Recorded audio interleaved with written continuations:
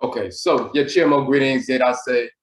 We thank everyone for joining in. This is our 7th annual ODWIRAMAN AFAHye, which is our Purified Nation, Afurakani, Afuraitkaitnut people, African Black people in the Western Hemisphere conference. So we always have this conference around the summer solstice, which just took place a few days ago.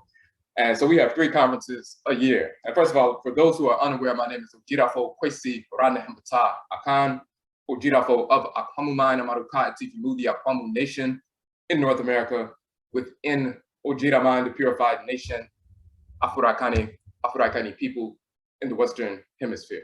So we have 3 conferences, festivals per year. Our year begins in September on the first full day of the Atemet or autumn equinox. For example, last year that was September 23rd. So that's the evening point. That's the end of the warm cycle and the beginning of the cool cycle. It's the harvest time, but it's also the seeding or conception time. And because it's the conception time, when seeds are planted in the ground and so forth, that is conception. So that is the beginning of our new year at the first full day of autumn or fall and so forth. That was the first day, September 23rd was the first day of 13,022, so-called 22, 100 days before January 1st, when Europeans have their new year, the dead of winter, at the dead of night, which is not natural at all. But that was our first year, first day of 13,022. Of course, we are in the midst of an 26,000 year astronomical cycle, hence the years beginning with 13,000. Of course, as we show in our books and broadcasts and so forth, there was no character named Jesus. That's a fictional cartoon character who never existed.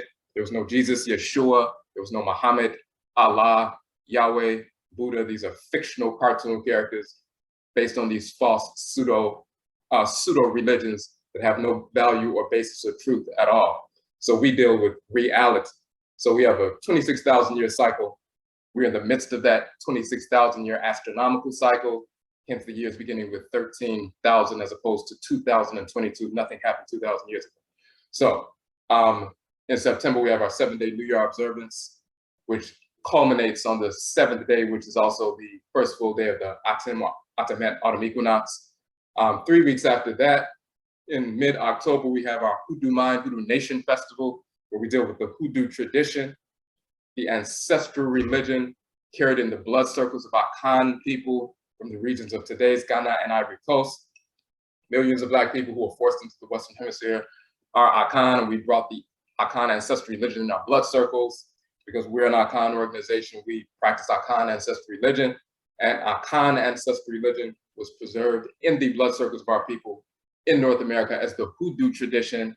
Hoodoo comes from the Akhan term, which means medicine for roots, trees, and plant life. It also means become heavy with the spirit through spirit possession and spirit communication. So we go into detail about that at the Hoodoo Nation Festival. Then in March, around the equinox, the spring equinox, the Keprit, or spring equinox, we have our Etchi Sign Ancestral Religious Reversion Conference, where we bring together different individuals who practice various expressions of Afurakani, Afuraitkaitnut, or African ancestral religion preserved in the blood circles of our people in North America. So for example, we do represent the Akhan tradition, which is the Hoodoo tradition in North America. Hold on one second.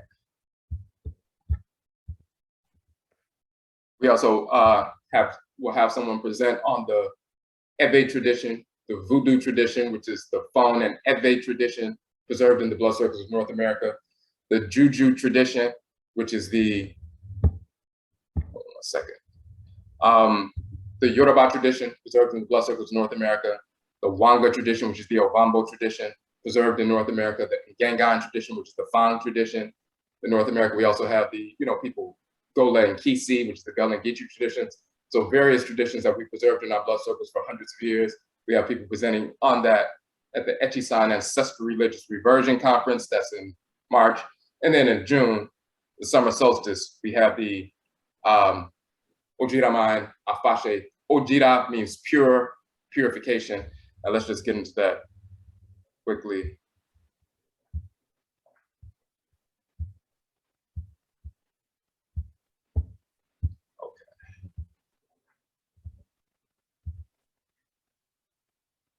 So as you can see on the flyer, and make sure you, if you come into the room, just make sure your mic is off so there's no background noise. All right.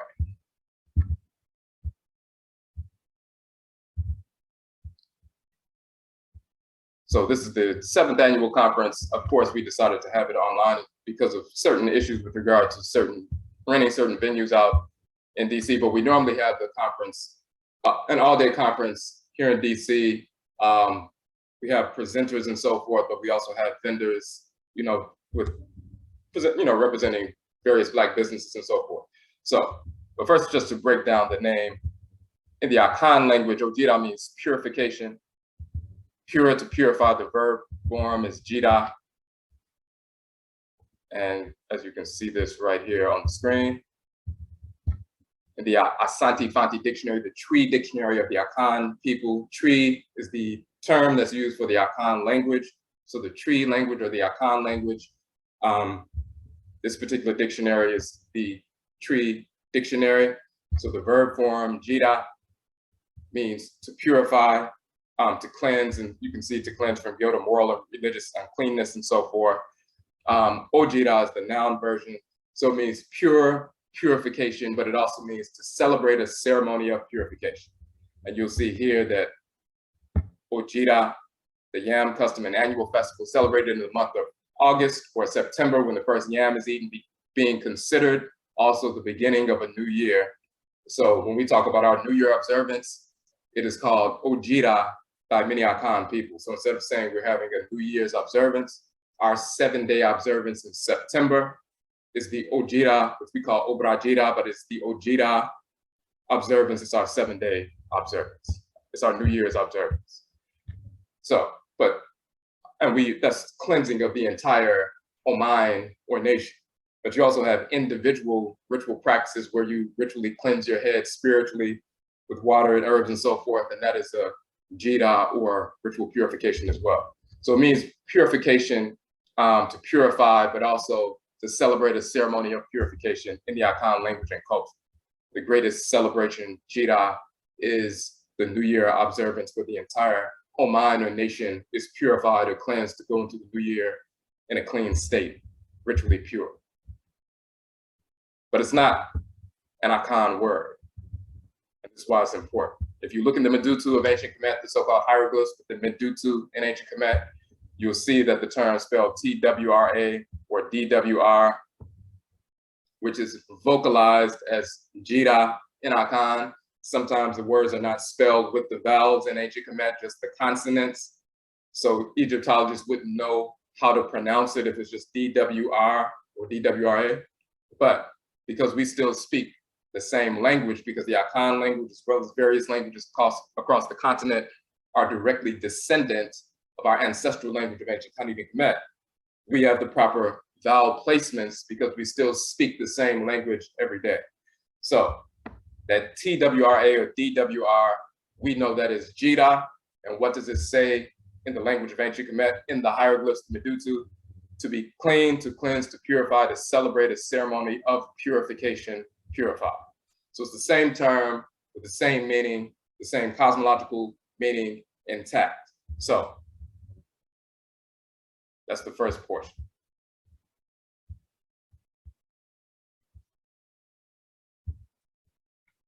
Now the second portion of ODWIRAMAN, you see the term mine or minu, means a city, place, region, nation, a town or city, and you can see that right here.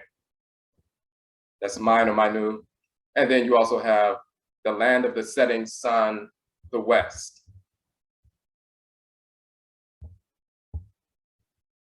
And we're just gonna go down real quick and show this. So you have Minu, a town or a city, Minu, the land of the setting sun, the west, and mine, to twist, to turn around, and so forth. That's in the hieroglyphs in the Medutu. When you look in the Akhan language, it's the Akhan dictionary and so forth. You see Oman, a town, collection of houses larger than a village. to the inhabitants of a town as a political body or community, the body of inhabitants of a country, the representatives of the people and so forth, the people. So the Oman is a collective larger than a village. It's a town, it's a collection of people, it's a nation. So the Oman is a nation, it's the people, the nation. The root term mine also means to turn, go aside, to turn in somewhere from the way you're journeying. You look in ancient Kemet, the same word, mine, means to twist, to turn around, but then mine, which is also minu, a town or a city. So the same two definitions, to twist, to turn, mine, but also mine, meaning a nation, a group of people, collective, larger than a village, and so forth. So what is the relationship between mine, meaning twist or turn, and mine, meaning a nation? And as you can see in ancient Kemet, the same two definitions for mine, to twist, turn, and mine also meaning a town or city or political or a polity and so forth. You have the same two definitions for the same word, mine, to twist, to turn off, and mine, a nation, and Akhan. The relationship is when you see, for example, if you look at your physical body and you have your blood vessels and so forth, the blood is moving through the blood vessels, but then when the blood turns off into a collective of cells, that collective of cells is an organ or gland, a group of individual entities that are working together to preserve a whole. So when the blood is moving through the body, when it turns off mine, to turn off mine, it ends up in a mind, a collective of individuals working together to support a common goal. When you're walking down, a road in a rural area in Afuraitkaitnut, Africa, and it's just a solitary path, but then at some point you turn off of the path and you end up in a collective of individuals, houses, workshops and so forth, a collective of individuals all working together to, support a common purpose and so forth. You were walking, then you turned off to turn, mine, and then you ended up in a nation. So that's the relationship between mine to turn off and mine, meaning nation. And you have both definitions in ancient Kemet, just as you have in Akhan, because it's the same language, of course. But we also have the terminology mine, meaning the land of the setting sun, the west. And you have a version in Akhan of AMANNE, a foreign country or abroad, somewhere far off.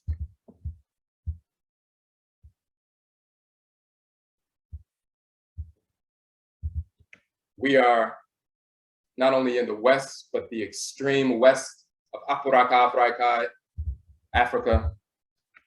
So therefore, we use the designation ODWIRAMAN, the purified Odwiraman nation, mine, land of the setting sun, the west. As Afuraitkaini people, African Black people, we are the purified nation of Black people in the Western Hemisphere. Oh-jee, that's our designation for Black people in the Western Hemisphere who are descendant of those people of Afuraitkaitnut who were forced into the Western Hemisphere. But we waged war against the whites in our offspring. We freed ourselves from enslavement, established our own independent settlements and so forth in many areas. We are Oh-jee, the purified nation. So this is why we have this, the title for the group of people, the collective. This is why we use that terminology. There's one final piece here that you will find in language also. You have AMANNE or Oman Ade. Ade means things, objects, deeds, or entities, and Oman means the nation. So Oman Ade or AMANNE or AMANNE means the things of the nation. And this is why we use this terminology. AMANNE, Afurakani, African Black Nationism, the purification of nationalism. We're talking about the things, idea of the Oman of the nation, how we operate as a collective. We talk about AMANNE, and we coined the term AMANNE as nationism, the purification of nationalism. That means nation building, restoration, rooted in our ancestral religious values. We don't approach nation building or restoration rooted in Christian values and so forth. We approach nation for Muslim or secular nationalism or messianic nationalism or embracing the foolish atheistic philosophy. Many of our people who embrace various pseudo philosophies and fake religions of the whites and their offspring and try to use that as a basis for nation building and moving our people forward. We've been doing that for over 100+ years, and we are no closer to nation building, independence, sovereignty on our own territory, and security in that sovereignty. We're no closer to that today than we were 120 years ago. So whatever people have been doing with regard to nationalism, Black nationalism, Pan-African nationalism, and so forth, it has not been effective, and that's proven in the manner in which we are functioning today. So when we talk about moving in a different direction, moving in not a new direction, but an old direction, it's similar to if you see your family members generation after generation, coming down with diabetes and heart disease and high blood pressure and various diseases and so forth that are preventable. At some point, you assess the situation and then you look and say, well, what was our diet prior to all of this? Decades ago, when we were living longer, even though we were being forced to work harder and so forth, we're living to be 90, 100 years old and so forth. What was our dietary practices? What were they prior to all of these diseases? And then you go back to a more natural plant-based diet, and then you change the direction of your life, the trajectory of your health and so forth. Many people have done that in their families. We do the same thing on a collective level. What have we been doing the past 100 years? Why are we still in the same condition? Yet people are pretending like we're right on the verge of, freedom if we just maintain these same programs that have failed for 100 years. Those who are intelligent and have a sober analysis, we're not maintaining and moving in the same direction. What we're going to do is, what were we doing prior to that? What got us to the point when we were forced into North America? Those who maintained ancestral religious practices and values, those are the ones who waged war against the whites and their offspring, freed themselves and established independent sovereign nations right here in the United States. Dismal Swamp, for example, in North Carolina and Virginia, where thousands of Black people had established an independent sovereign nation. And when Europeans sent their military into the Dismal Swamp, we had our own military and fought them off. So for generations, for a couple hundred years, you have people living in this region, independent, generation after generation after generation, while miles away, you have people still living on plantations enslaved, but you have some people who escaped. And there were many different communities all around the United States where our people escaped from enslavement, waged war against the whites and their offspring, and established independent sovereign states, nations, settlements, maroon settlements and so forth, where when they sent their military apparatus to come and try to drag us back into enslavement, we defeated them and maintained our freedom. That's what you call success during enslavement. If you're enslaved, success equals, I'm going to free myself from enslavement and function independently, intergenerationally, so that my children, grandchildren, great-grandchildren never have witnessed or experienced enslavement. Where miles away, people's children, grandchildren, and great-grandchildren are experiencing enslavement. We freed ourselves from that, and we would send our warriors and warrioresses back to those plantations to burn them down and free other people and bring them back to the free settlement. So the people maintained ancestral religious practices, practicing the hoodoo tradition, juju tradition, and so forth, as a basis to guide their war effort, maintained and established and maintained their sovereignty. After the enslavement process ended, because we forced the Civil War to come into being, when you look at the Gullah Wars, which they misnomer the Seminole Wars, but the Gullah Wars against the United States and so forth, where they forced, or the United States was forced to spend the majority of their military budget to fight the Gullah warriors and so forth, which they misnomer Seminoles and so forth, but the Gullah War and so forth, that forced the Civil War to come into being, and then we forced the end of enslavement because we participated in that effort. So after enslavement is over, and people talk about Juneteenth and so forth, which is actually a slap in the face. We don't celebrate when white people said that, okay, you can be free even, a year after we said you are already free. We celebrate when we killed the whites and their offspring, slaughtered them and freed ourselves. We don't celebrate a day that they said it's okay for you to be free. That's absurd. So, but after enslavement is over, then there are those who maintained ancestral religious practices in the late so-called 1800s, early 1900s, and so forth. Those are the people who established independent Black towns all over the southern United States, eastern and southwestern, and even into the Midwest and so forth, and further west. People established independent towns. So you even have some of these independent towns still in existence today, like North Brentwood, Maryland, like Mound Bayou, Mississippi, and so forth. Black towns established all over the nation. But we're not just talking about a space like Black Wall Street that was destroyed by Europeans. Those who maintained ancestral religious values, as we're going to see, are 7 principal values of nation building restoration. One of those principal values is not just feeding yourself methods of food production and preservation, or having systems of curing disease and having systems of governance and jurisprudence, but it's also establishing a military structure. So when you establish an independent town, you automatically have a paramilitary force ready, because you know the whites and their offspring are going to seek to destroy anything you build, and you will be ready to slaughter them. So those who maintain ancestral religious values, part of that is the defense of the nation. And we had towns that lasted for over 100 years. So when enslavement is going on, success equals freeing yourself and establishing an independent settlement. Those who maintained ancestral religious values did that.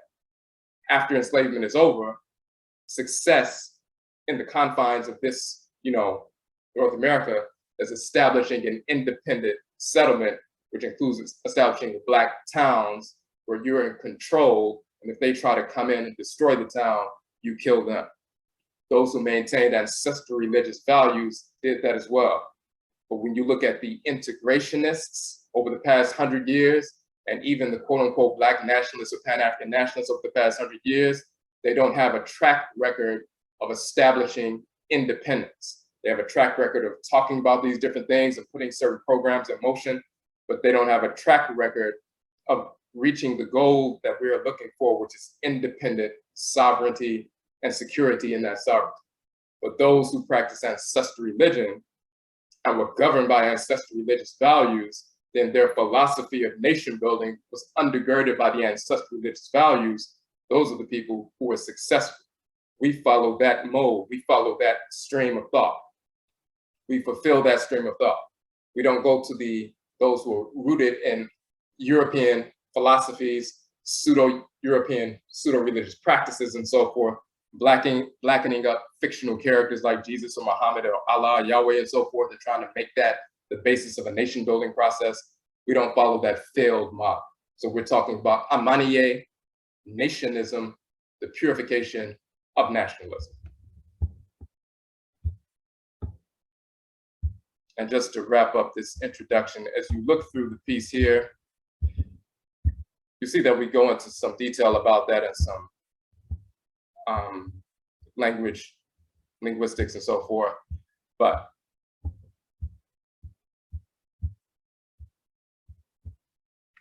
these are our 7 principal values of nation building restoration. And we're finishing up a course on this, on AMANNE, nation building, and so forth. We're finishing up that course next week, as a matter of fact, so that online course will be available as an archive by next weekend. But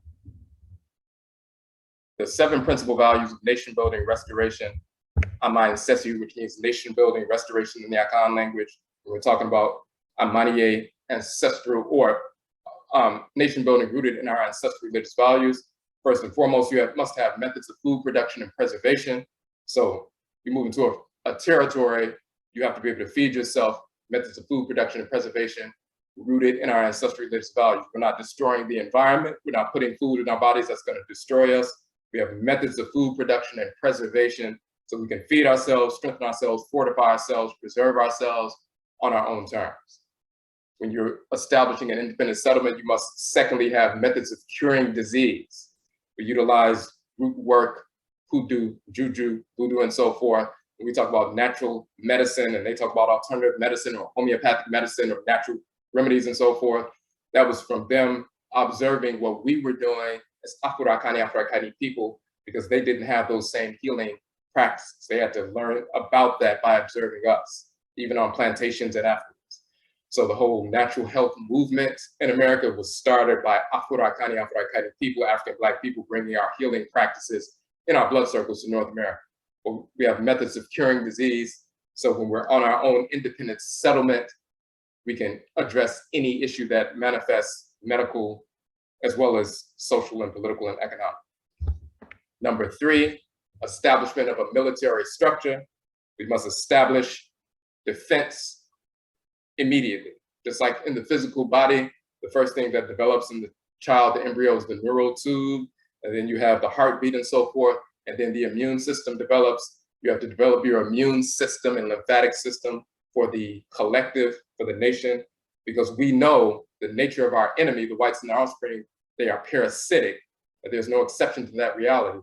It's not like some of them are we can work with and some of them we are not. The nature of them are spirits of disorder, and there's no exception to that reality. So the only solution with regard to the interaction is their extermination. That's it. So establishment of a military structure. We know that the parasitic nature of the whites and their offspring is that they will seek to consume and destroy anything that we build. So we must be ready to destroy them, just like cancer cells seek to consume and destroy everything they come into contact with. It's not like some cancerous cells are okay and cool and we can work with them and other ones are bad. They are cancerous cells because that is the nature of their malfunctioning in the body. So the divine response to the cancerous disfigured cells is to isolate them and eradicate them. The whites and their offspring, meaning non-Black individuals, are the cancerous cells in the body of Black humanity who need to be isolated and eradicated, not embraced. That's reality. So you establish a military structure to defend what you have built.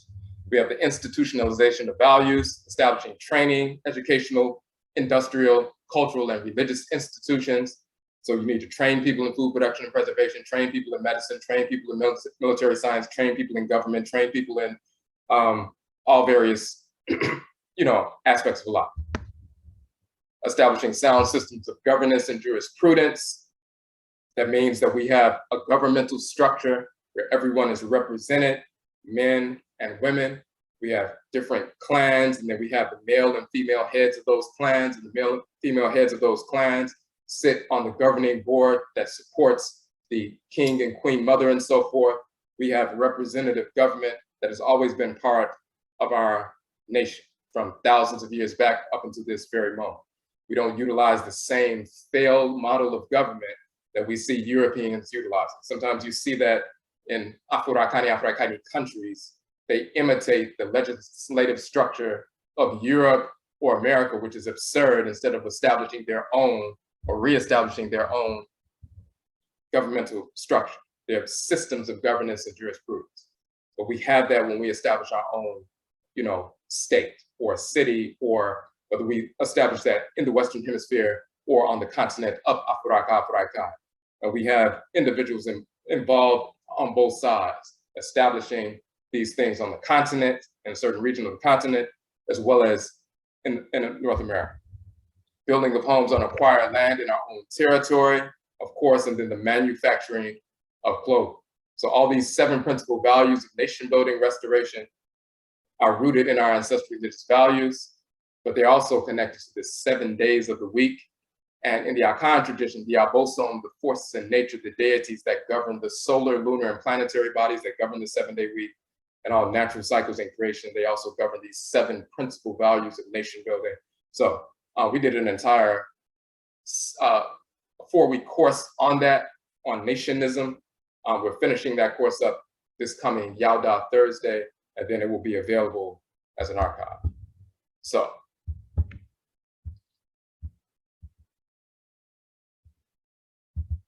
So we just wanted to introduce those principles of nation building, restoration, and we want to bring our presenters on. So we'll have 3 different presentations. As we said before, normally at a conference, on site, it will be an all-day conference. We have vendors and so forth, and we have presenters throughout the day. Today is a modified version. 3 of us will present, and we'll be talking about every year when we have our ODWIRAMAN conference, we talk about things that we have, things that we have done in the previous year and what we're looking forward to the next year. We're constantly building. Now, one of the things that we have done,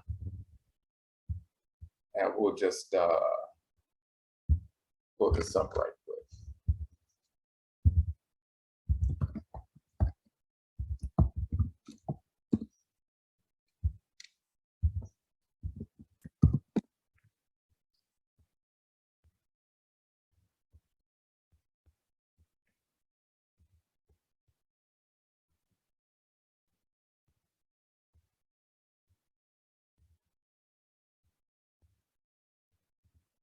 Okay, so one of the books we have published, we published 31 books to date. One of those books is Oberima Afurakani Manhood. And then we also have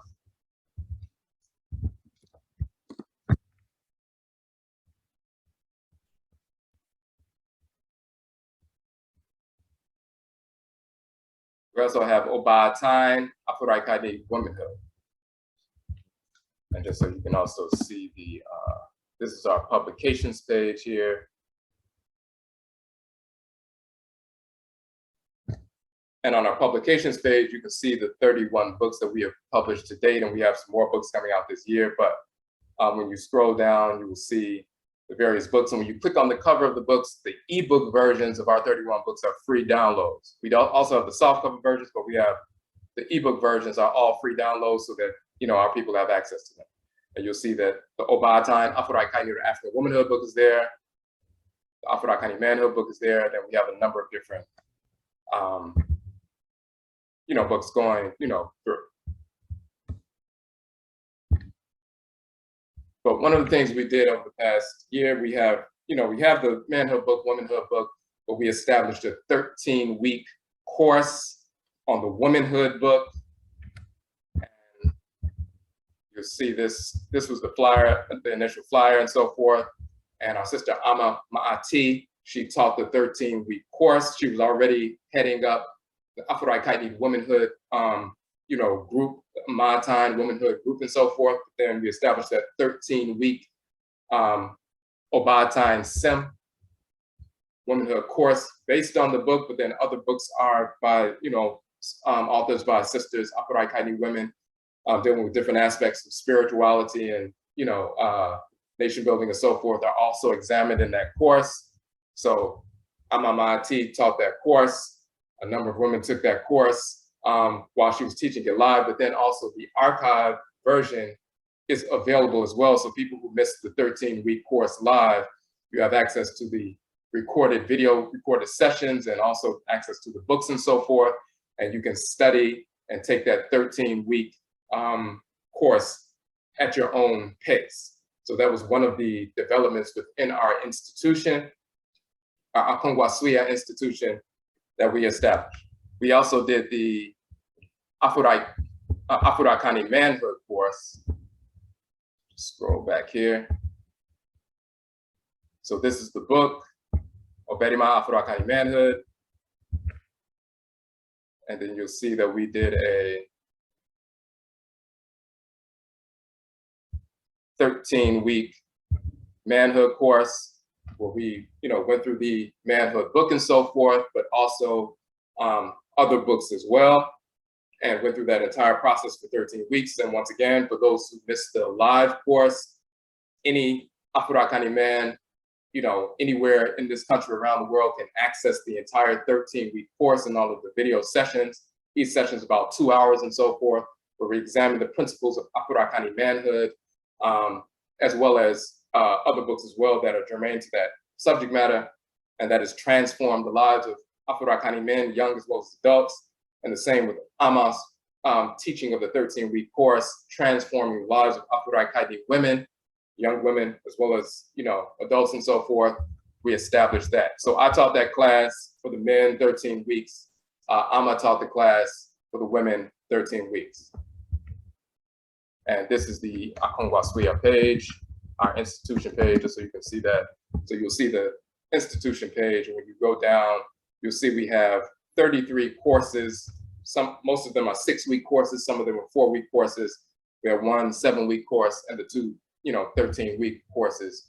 But all of these courses are archived and you have access to them. This is the Nationism course that we're finishing up next week. That will be the 34th course. But all of these other courses that you see on the page, when you scroll down and you see these different ones, they are accessible now. So if you miss the courses, you can go and get the archive version for 50% off. So $10 for the 4-week courses and $15 for the 6-week courses and so forth. So, but they're all there. So this is what we did over the past year.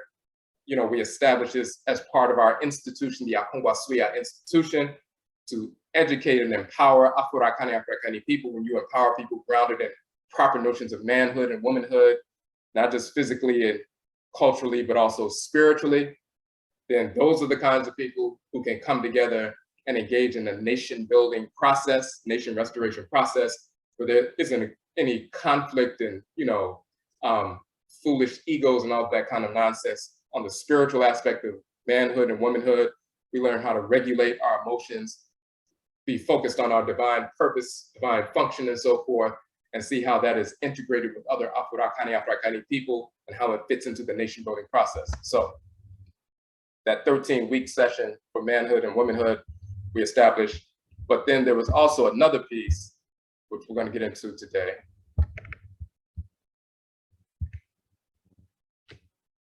Our brother Jojo Maati, he established Kheru Core. And Kheru Core, and you'll see the Kheru Core website, Afurakani, or African manhood training for young boys and teens. So when I did the 13-week course, it was for adults. So he's, from 17 and up to elderhood and so forth. He's dealing with the ages of 10 to 17. So we have the entire gamut from, young adults, young, boys and so forth, and then men. So I want to bring Jojo on to talk about, as you can see, this is the image from the Kheru Core website, and the same principal values of manhood that are found in the book he goes over with the youth, in a way that they can understand and so forth. So I'm going to bring Jojo on to present on what the Kheru Core is all about and how you can sign your sons up. Can y'all hear me?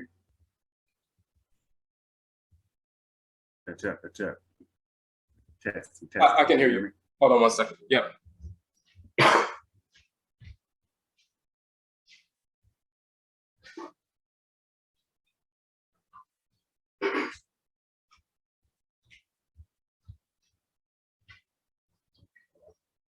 Okay, I can hear you. If anybody, if there's an issue with the sound, just let me know in the chat room so I can, so we can work it out. But I can see you, I can hear you. All right, so why I established the Kheru Core? Essentially, we aren't really a people who look into the future because of the condition that we're in. We typically live week to week, month to month, pretty much in line with our paychecks, essentially. And when you keep a person in that sort of condition, you can't really expect, when you keep a group rather in that sort of condition, you can't really expect them to look 5, 10, 20, anywhere from 100, 200 years down the line. You know what I'm saying? So the reason why I established the Kheru Core is because even though we aren't in the position to really look down the road the way we need to, every day another Black child is born. And we have to realize that that Black child is going to inherit a future that we haven't prepared for them. So to continue creating children when we ourselves don't really have a future direction and don't really have a future direction to give to them is something that's keeping us in the position that we're in today. Say you have a child at 20 years old, your child lives to be 80, and that's a child that lives to be 80. That's about 140 years of legacy that's going to be sent into the future.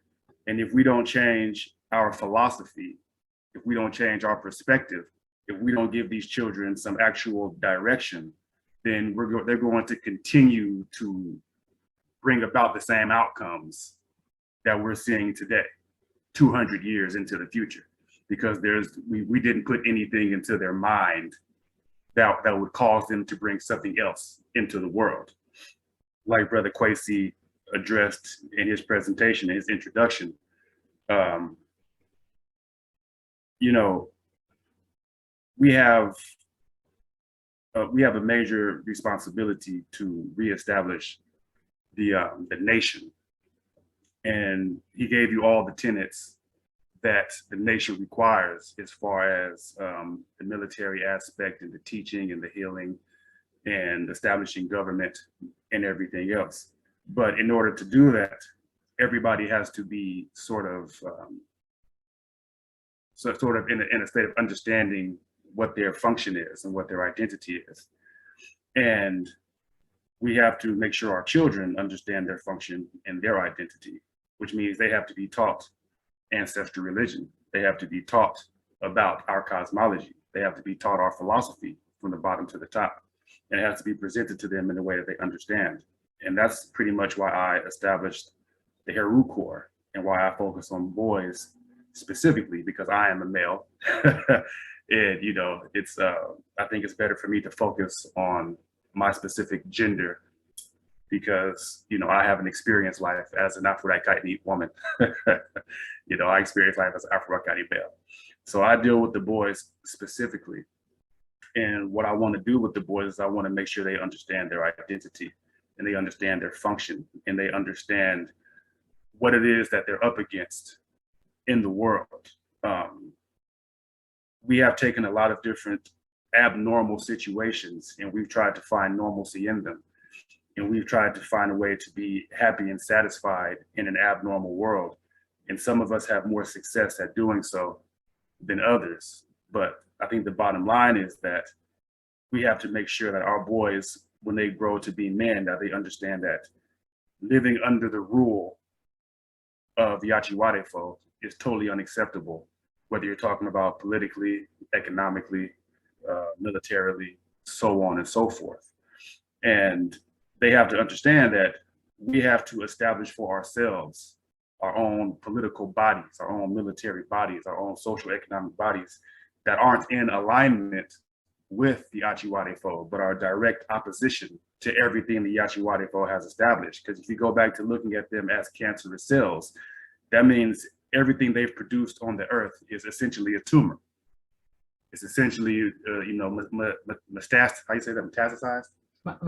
Metastasized cancer. It's spreading. They're proliferating, and they're going unchecked because we've allowed ourselves to be conditioned to believe that, you know, these people have a right to live. And these people are natural, and everything ancestral religion teaches us is that is the total opposite. These people are the personification of corruption, and every day we allow ourselves to live under their rule is another day of hell, essentially, for us.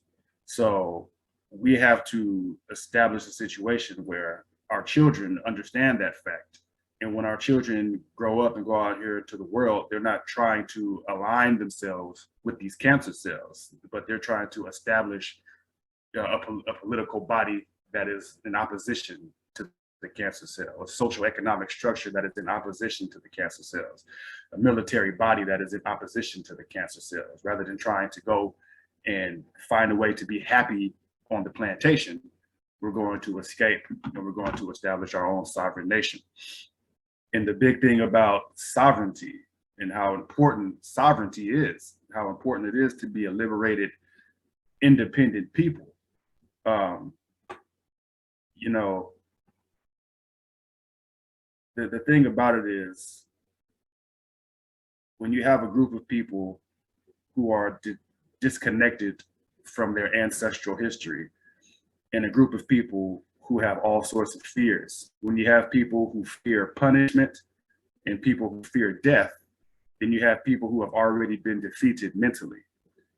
And you can't expect the people to have the mental fortitude to do what's necessary to free themselves from their oppressor when they are afraid of what their oppressor might do to them, whether it be punishment through jail or whether it be, you know, causing them to transition through some sort of physical or violent altercation. So we have to really do a better job of teaching our children not to be afraid of these people and not to be afraid of death, knowing that we have lived lifetime after lifetime.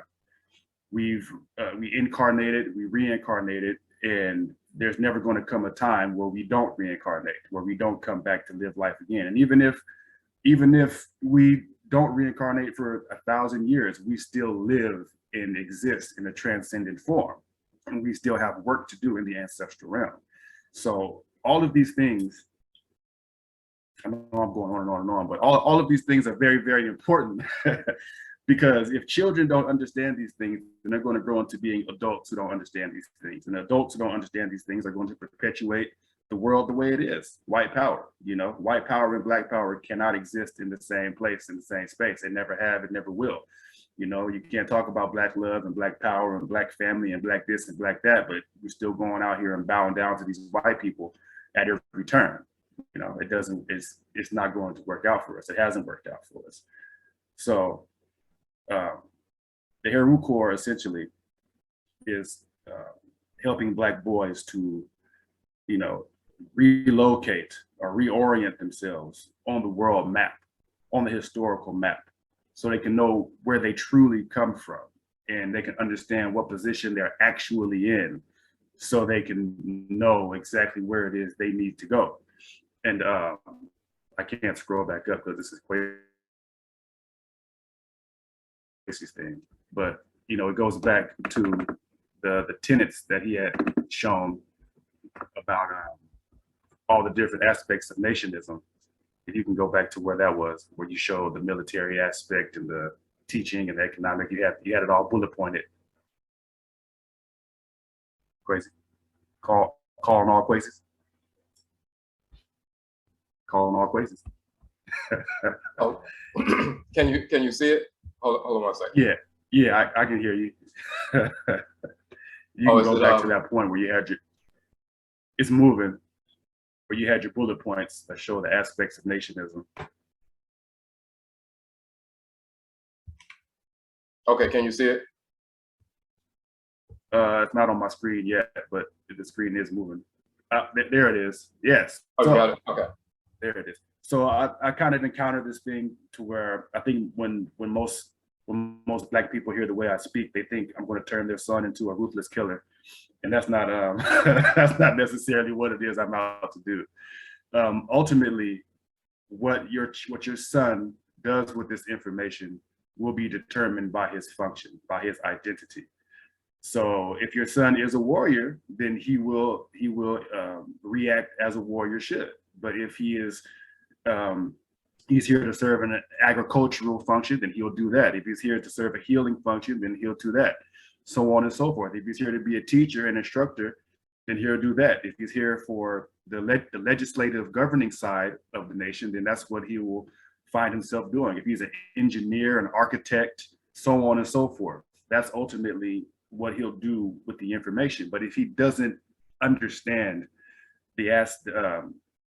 if he doesn't understand Inklabeya and Shebeya and his natural inclinations and compulsions and the skills and gifts that he was born with and the types of things that he know where he tried to implant himself into this white society the best way he can.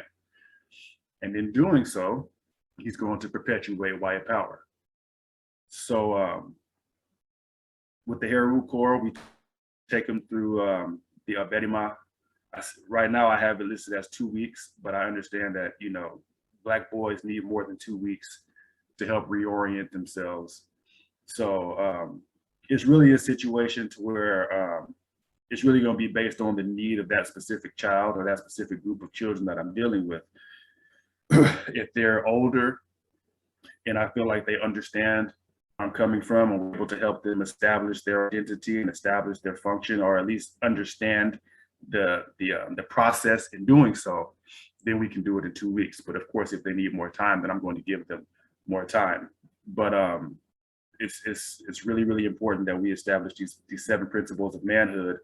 But not only that, it's also, you know, I'm going to open it up to where we can have a course that goes over the kra and the krawa, and a course that goes over AMANNE, a course that goes over divine order, and Nyame and sheh, because these are like these are the foundation of ancestral religion. These principles and these philosophies are the foundation of ancestral religion. And if you don't know what to accept and what to reject, then you're going to have a life where you invite things in that are going to be detrimental for you. And we do it every day. Every day I see another person who I thought was on, you know, the Black Power stuff, you know, representing the rainbow people. You know what I'm saying? Every day you see people that you think is on the Black Power stuff, and now he's with a white woman. You know what I'm saying? It happens every day. Every day another brother falls by the wayside because he doesn't understand divine order, and he doesn't understand what to accept and what to reject, you know. And I can say personally that for me, when I came into this information, I had already been in a family that had pretty much helped me establish, you know, Black power and Black love for myself. But even still, I didn't know anything about divine order. I didn't know anything about AMANNE, what to accept and what to reject. So you can have a child that, you know, he's a relatively good kid, you know, he probably comes from good stock, but still, without these philosophies implanted into his mind, there's a good chance that he can, you know, fall into the trap that many of us have fallen into. So that's why I established the Kheru Corps, because we need to make sure that the children that we send into the future are in their right of mind. And I guess that's really what it comes down to. It comes down to being in your right of mind. And, you know, the adults have to be in their right of mind so that they can raise children who are in their right of mind.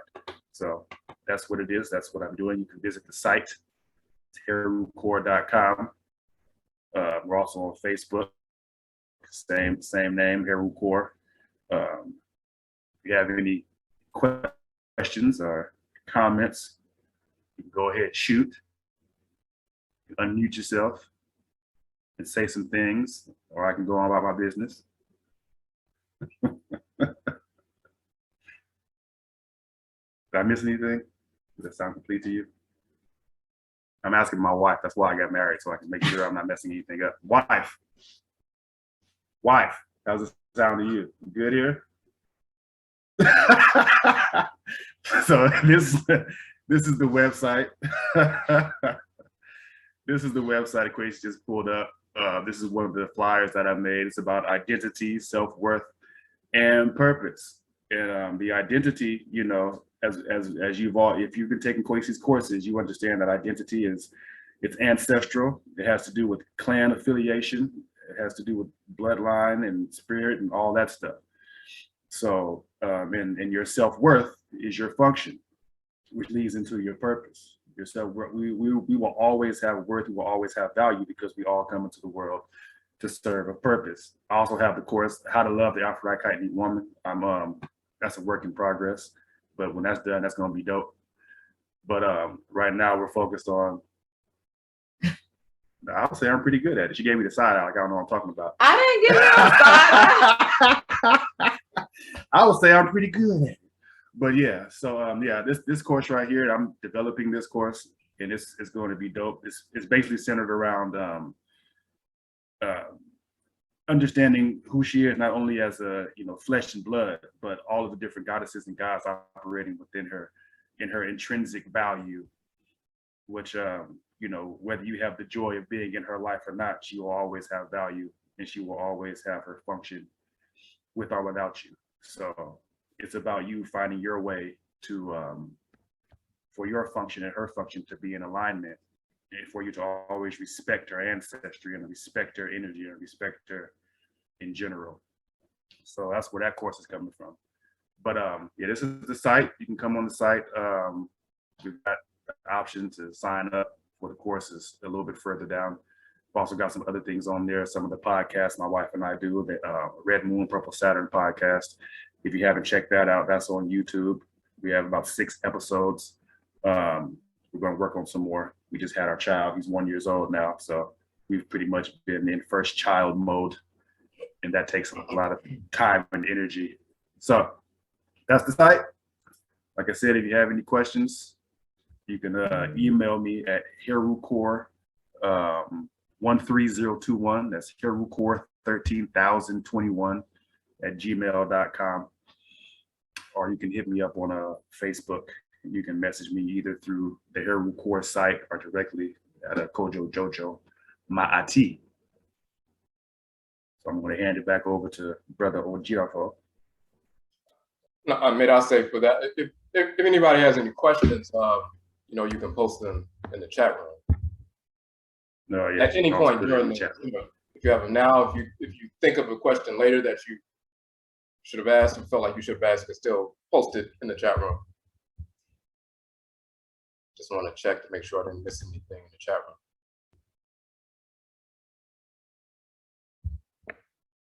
Okay, and also let me pull up this right quick. So just excuse me, for the people who are unaware, so when you see the so you see it says Heru Afurakani manhood training, and then you see in the other portion it said the 7 principal values of manhood. So let me switch over to that real quick.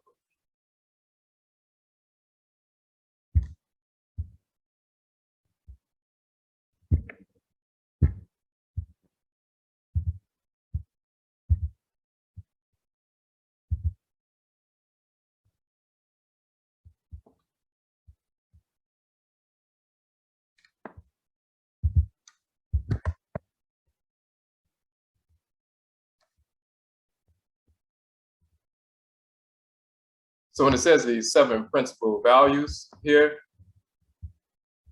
and it says order, balance, arms, respect, insight, marriage, ancestry.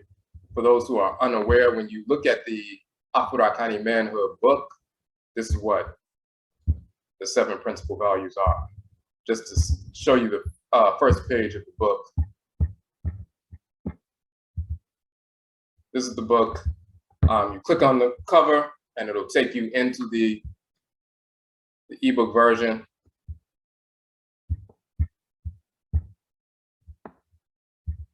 And the book is 7 chapters, and each chapter deals with one of the 7 principal values of manhood.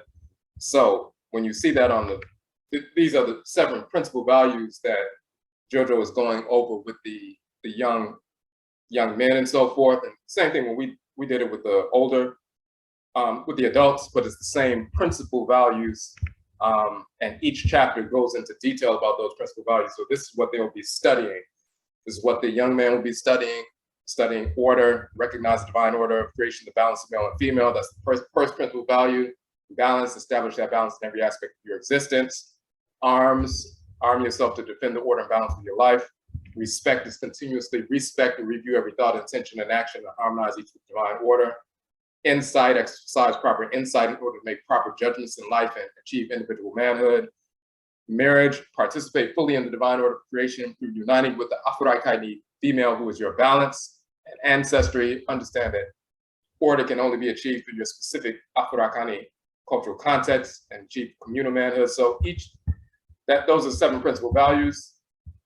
As we talked about earlier, all of our 7 principal values of nationism, as well as manhood and womanhood, are governed by the deities that govern the solar, lunar, and planetary bodies that govern the 7-day week. So when you look at the book, the manhood book and the womanhood book, each chapter goes into detail about each principle. So this is what they will be learning. The people who weren't aware about the manhood book, this is what we're talking about. So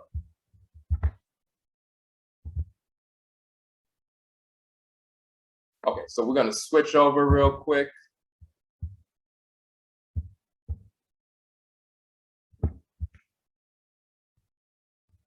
Hold on a second.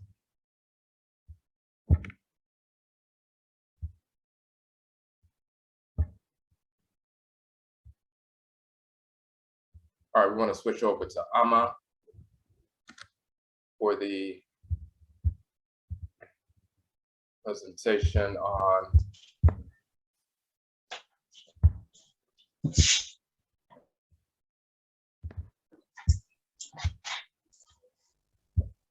okay, so when you see on the flyer, read the next section here.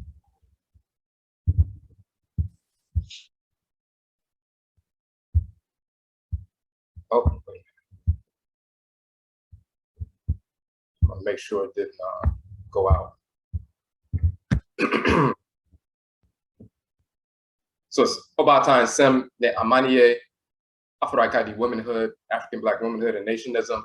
As we said, Amma, she taught the first 13-week course for the adult women and so forth from 17 and up. It can go within that age range. First 13-week course based on the book, and of course, as Jojo said, Amma and Jojo are married. They're the first, actually, they're the first couple who met because they were studying, this work like the Obatan and Oberewa and different things. They're the first couple that we've had thousands of people download our books, around the country, different parts of the world and so forth. But they're the first ones who met because they were studying the same thing. They incorporated these principles. They got together, they got married. They've been married for over 4 years and so forth. Just mentioned they have a child and so forth.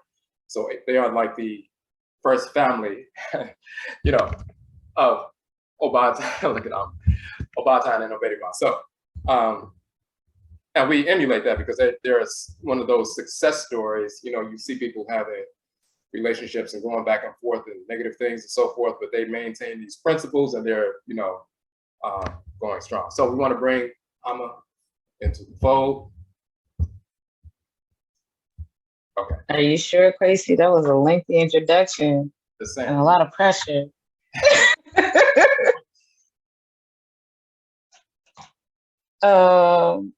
So what's up, everyone? As Kwesi did mention, my husband and I, we did meet each other through sharing of his work, mostly interacting a lot on Facebook.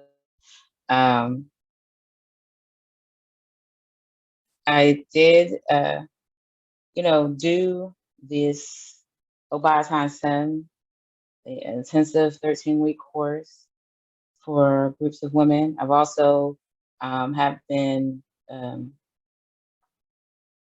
a 6-week course on Obata before. I've done it like a couple times. One was an actual course. The other time it was just a collective of myself and other other women who love Kwesi's work and have gone to several events, where we've met up with, one another.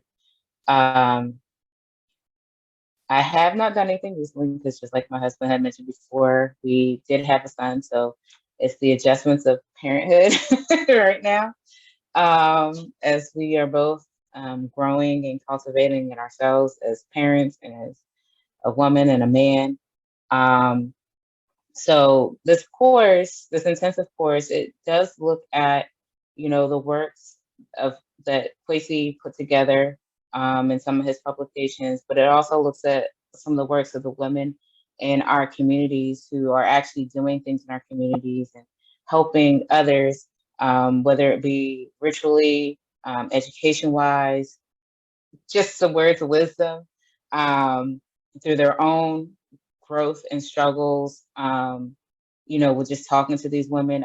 If you even look at the Obatan book, you will notice that it was inspired by some women that Kwesi had mentioned in the book. But, from knowing some of those women and just knowing others in my own growth, you'll see that inspiration everywhere you go. It's in our bloodline. It's in our DNA. A lot of the things as women, that we go through in this society, and as times are now, a lot of times we're doing things that are adverse to what we're naturally inclined to do or naturally inclined to be. Many of us may be single parents. Many of us may be in relationships with individuals where there's a lot of pressure to be a certain way. Many of us may be in happy marriages and, are learning and growing in ourselves and have spouses who are patient with us as we learn and grow. Some of us may not even be in any relationships, maybe regardless of what the outcome was, whether or not we were married or not, or divorced or not. We as women, we've gone through a whole lot of stuff. We have different experiences. Some of that mother wit that was given to us orally in our traditions with our parents that may not have always known what that meant, or may not have always known what some of those things they were saying at the time. But as we grew, and especially as some of us have become mothers, we started to say, that's what they were saying. That's what they meant. So in this intensive, we look at a lot of different things to basically try to recalibrate ourselves into a space where we can learn and we can grow in a more level foundation, grow in a way that's more ancestrally, not just ancestrally appropriate, but one that we're just naturally inclined to. And it's going to be very adverse to what our society's in, because, there's so much stuff going on outside of here, that we may be influenced by, or that we just have to interact with, especially, in the sense of, our bodies as women, the right to choose whether or not what we do with our bodies, how we may look. Some people may feel like you have to have a certain figure, a certain size, a certain shape.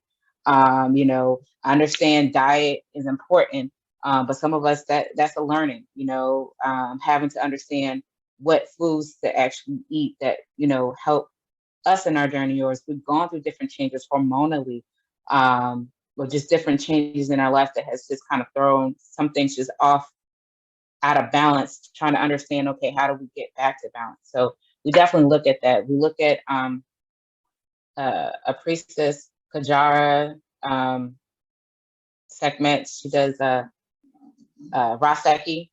She has her temple, her institute, where she does, energy healing.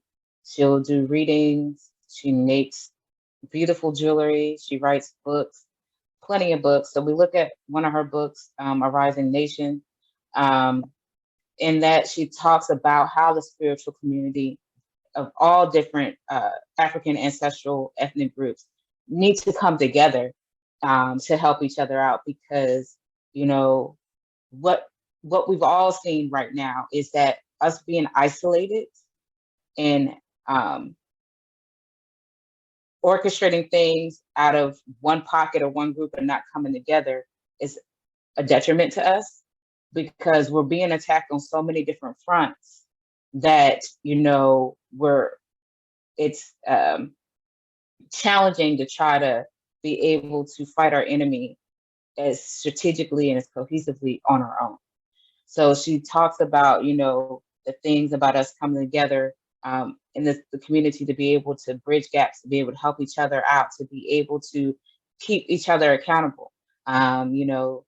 Sometimes in some experiences, some people, whether it be in certain traditions, they have experienced things that they try to run away from when they dealt with these pseudo religions. So, understanding and purifying those things in ourselves. We also look at a sister, Ma'at, and Kheru's work of What's in Your Womb, where we, think about how do we get here as women, as far as our relationships, as far as our karakasas, our, as they call them, chakras, our healing centers in our body. Now, we focus on 7, but there are more than 7. But we look in her book and different things that show where there's certain imbalances are, and understanding that as above, so below. you know, in the sense that what's going on with you spiritually a lot of times manifests itself in the physical. So if you're having certain disconnects spiritually, you might start seeing that happen in your body. Maybe there's certain lessons or certain things that you are going through that you have not quite healed in your womb, and you may have issues with your womb. You know, things like irregular periods or painful periods, or menopausal symptoms that, you know, are pretty extreme, or just different things like that. And also looking at past relationships and being able to be accountable to what you brought in your life at that time, where you were at, and being able to grow and heal from it. It's not necessarily looking at our past and our mistakes to be like, oh, you were bad and you did this, but to be able to say, you know, yeah, we did these things, we lived this way, but what did we learn out of it? What did we come out of it? We also, in the course, looked at Dr. Iya Ajawa's book, Acclaim. Right now I'm going on a block one, a full title, but Acclaim, where she looks at things about, you know, talking about Afrocentric education and how that even looking at certain schools that had Afrocentric framework, there was still some issues in how they operated, where some of it was still Eurocentric in reality.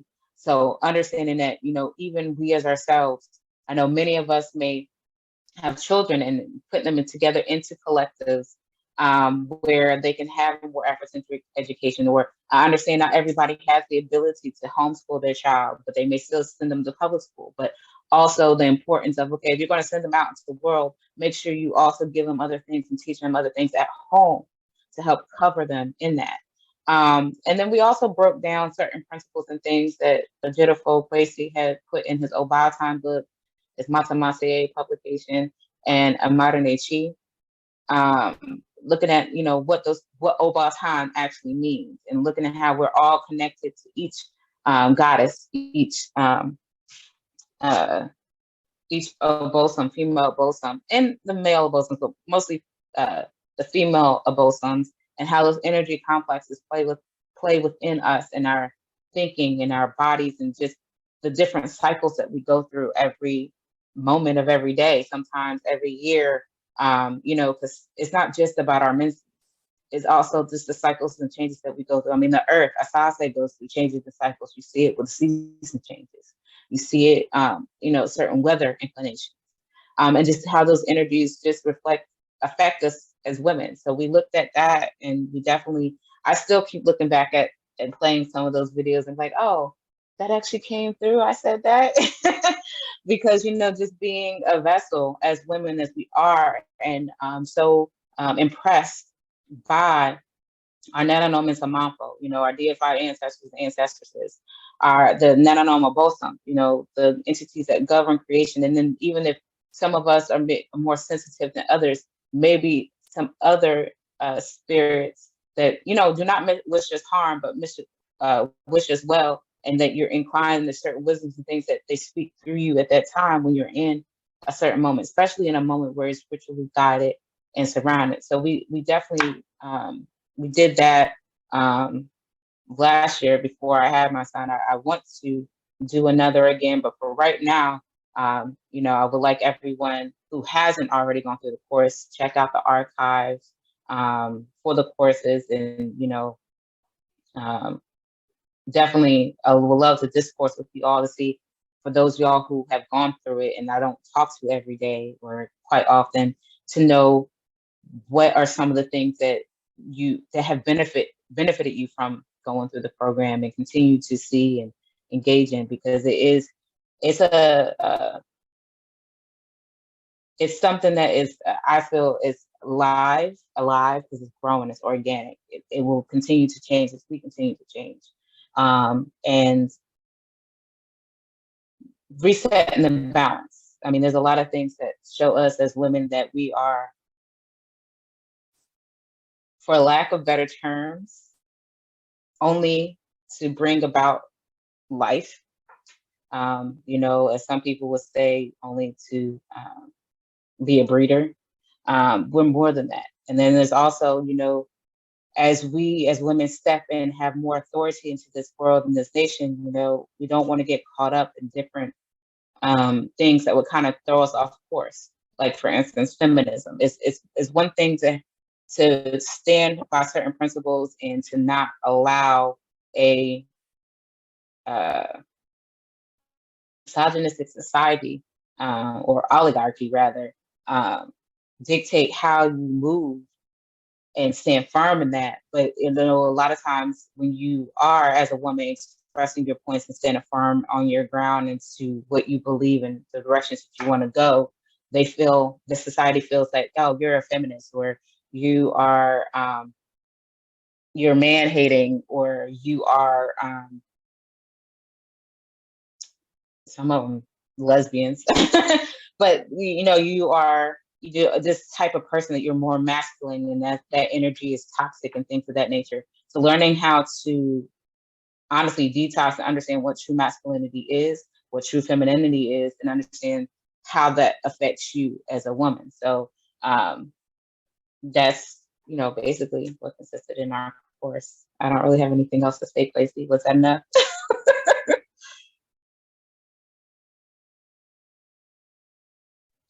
Oh, can you hear me? Yes.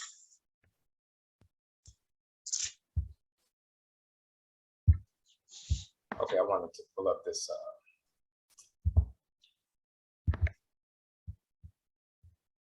So for people who are unaware, we just pulled up the book. Let me make sure you can see that.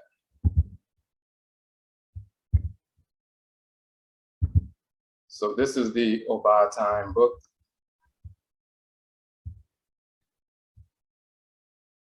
And once again, it is the 7 principal values that Amma was just talking about.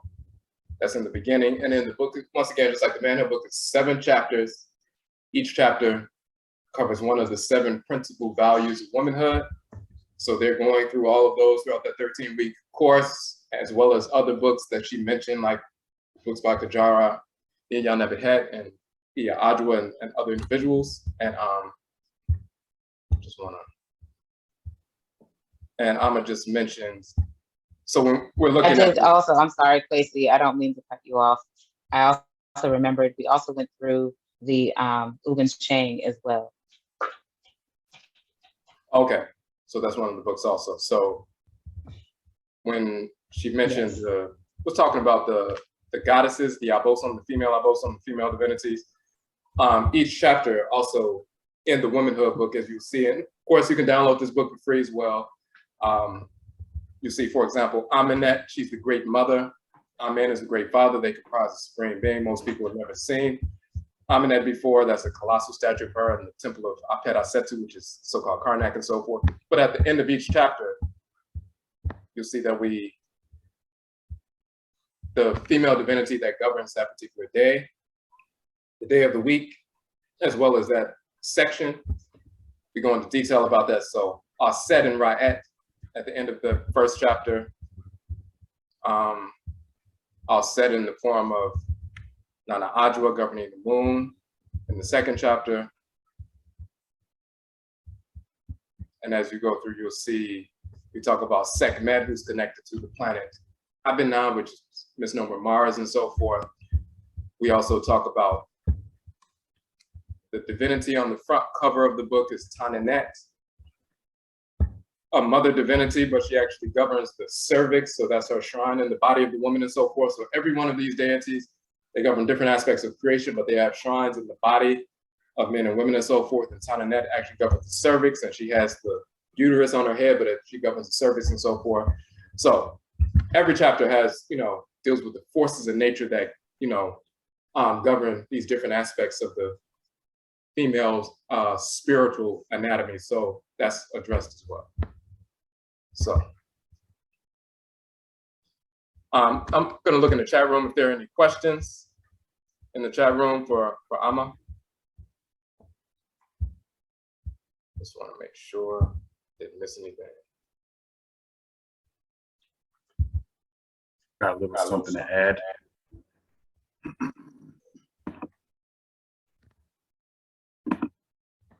Choose your ad. Not to your stuff, but to anyone who lives in Atlanta or the greater Atlanta area. We also do in-person mentoring as well. So it's not just an online thing. It's also, you know, physical in the flesh thing too. So if you know anything about the greater Atlanta area, a lot of parks and recreation stuff out here. So we got some equipment, we got some tennis rackets and some baseball gloves, but we're trying to get more stuff so we can take your son out and, you know, let him burn off that excess of energy.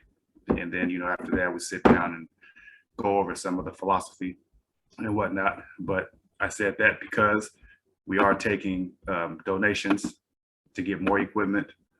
I've got some stuff, but I want to get more stuff. I want to get some more stuff for like basketball and more baseball equipment and different stuff like that. So I'm going to put my Cash App dollar tag thing I'm gonna do here. And if you feel it impressed upon your heart to make a donation to the Kheru Corps, feel free to do so.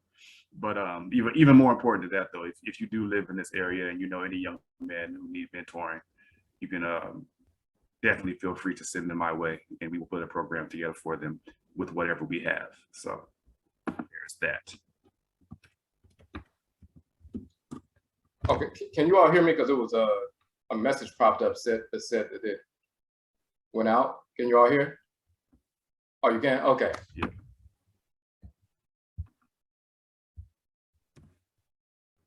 Okay, so check the chat room. Jojo just put up the Cash App for that. You can contribute to the, you know, that fund to assist in, you know, developing the Kheru Corps.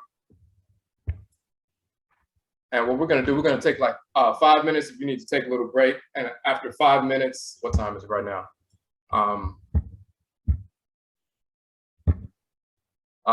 At 12:35, we'll come back, and then I want to do this presentation on the etymology, cosmology, biology, and spirituality of race and its connection with nationism. So 12:35, we're gonna reconvene.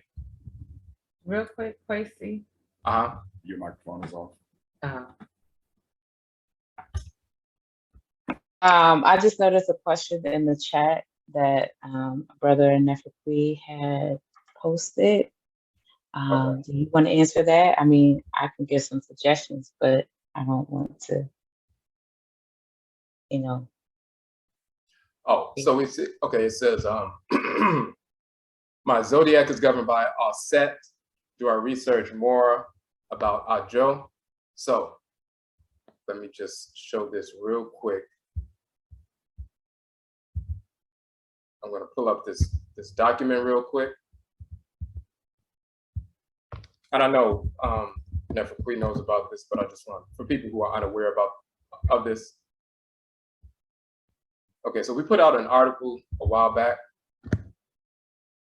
It's Achinebois, Sacred Animal Totems, Original Zodiac Signs in Kemet. And one of the things we do is, first of all, we show the actual animal totems, the Achinebois, the animal totems, that's the term for animal totems, that the Europeans stole from ancient Kemet and began to utilize them. So the ancient ram divinity, Banebjedet, is where they get the ram for, you know, Aries and so forth. The bull divinity, Ptah men, where they get the Taurus, you know, totem from. Shu and Tefnut are the twins, which they get Gemini from, and then they made them two males and so forth, but we have the balanced male and female, Shu and Tefnut.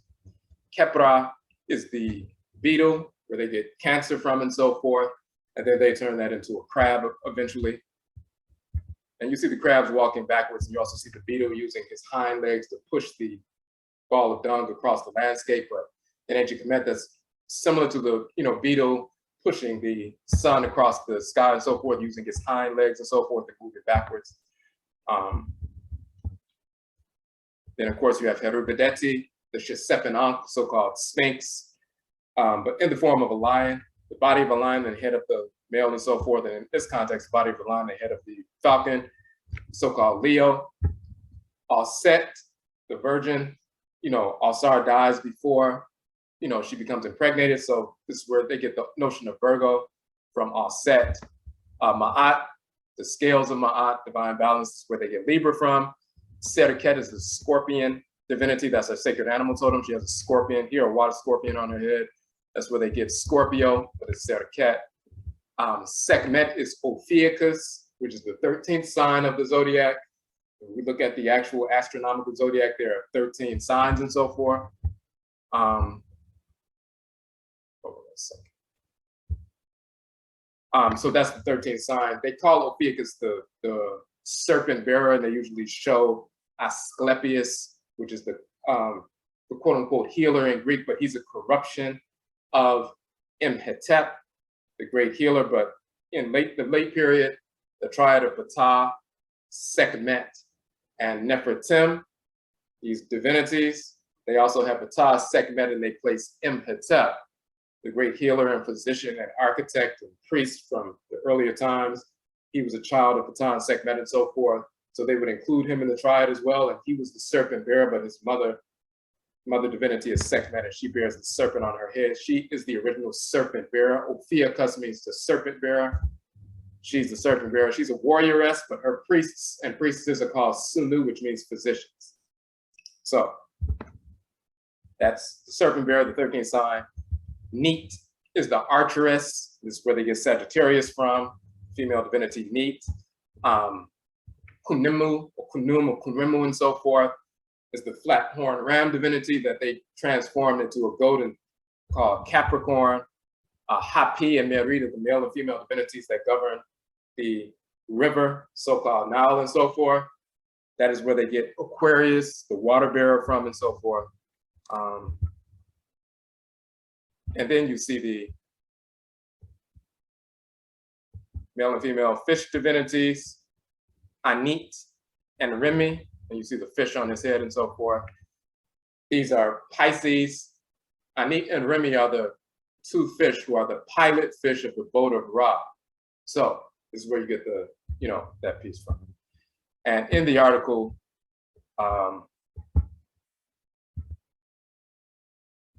we talk about those different divinities. And then we also talk about the dates and the actual dates that the sun enters into the constellation. But so that has influence upon you. So if you're, Virgo, that's offset in reality. And then the masculine aspect of that, of course, is Asar. So you have sun signs and moon signs and so forth. And those have influence. They have an influence on you, just like if you go out at summertime and it's very hot and your body becomes, dehydrated and so forth. And there's an effect upon your body when you become fired up as opposed to cool down and so forth. Just like there's an effect that's measurable when people, even if they study about things that happen during the full moon and how many, crimes are committed during the full moon or robberies and so forth. The moon has an effect on the rising and falling of the tides. That includes our bodies. Our bodies are 70+% water, so the retention of water in the body as opposed to, retaining less water, that affects our temperament, that affects our mood, that affects the way we operate. So these things have an effect upon us and give nuance to our, expressions of, our temperament. But the number one thing that governs how we operate is the deity that governs the head. That's not the zodiac sign, it's the divinity that governs your, as we say in Akhan, your Okra for males or Krawa for females. In Yoruba, that's called the Ori Inu, the inner spiritual head, or the Se in Bodun. It's called Ka and Khanit and Kamit. That's the divinity that governs your function in creation. And then the Patriclan and Matriclan are both some or divinities. They give further nuance to that divine function that you have that's rooted in your head. But there are influences from the sun signs and moon signs and so forth in their proper context that give further contours and uniqueness to the way you operate. But the central component of how you're to function comes from the divinity that governs the head. So, but yes, if you're looking at Virgo on the masculine side, that's offset, and on the masculine expression of that is Asar. When we look at constellations in the real sense, if you see a constellation, for Europeans, it's just they're looking at a collection of stars. For us, that's a shrine house and the spirits of the abosom animate that shrine house, and their energy is projected from that collection or collective of energy. And we can feel that, just like we can feel sunlight hitting us, we can feel moonlight hitting us, the energy coming from other planets as well as stars. We're affected by that just by virtue of the fact that you can see a star means that light from the star is affecting you. But there's a spiritual force that animates these stars, and we can become possessed by and informed by the spiritual forces that animate these collectives of, energy.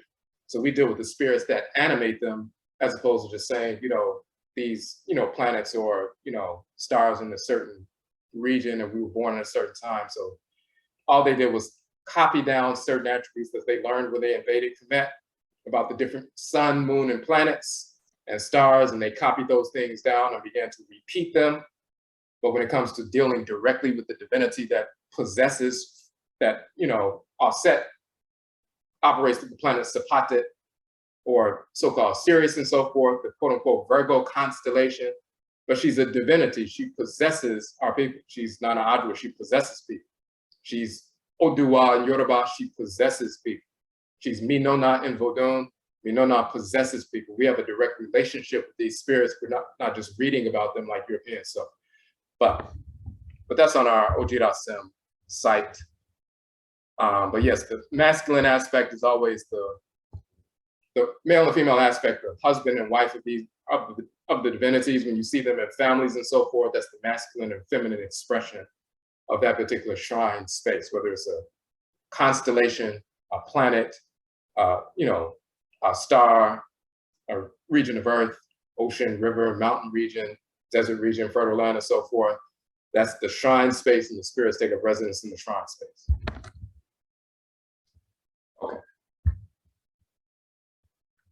Okay, let me check to see if it's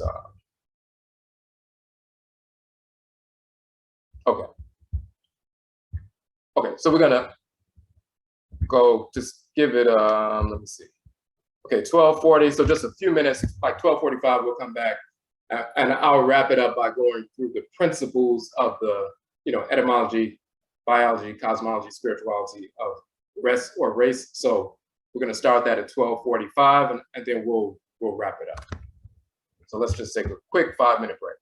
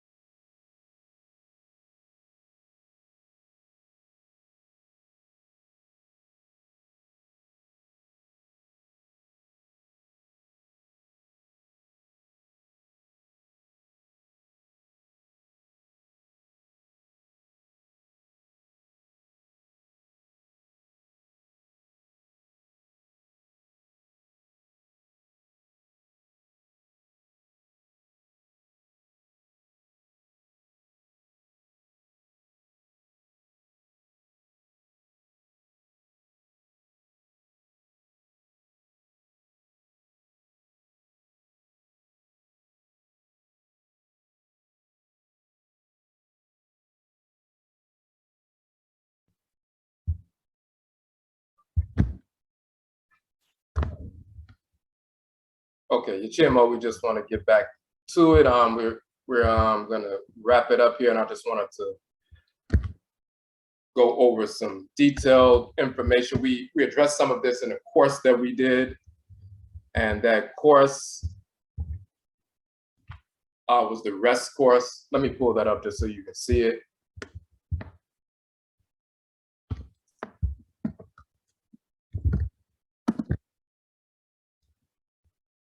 One of the courses in our institution, one of our 6-week courses is this course, Rest, Etymology, Biology, Cosmology, and Divinity of Race, the Spirit Genetic Identity of Black people. So we go into a number of different things with regard to that, but we wanted to talk about that in the context of nationism.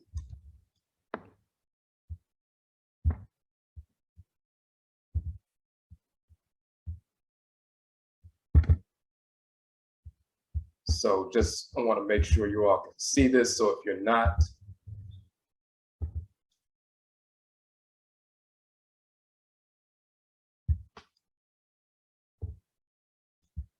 okay, so you should be seeing the rest on the front, the image on the page. You should be seeing that plant and the wasp there. If you're not, just let me know.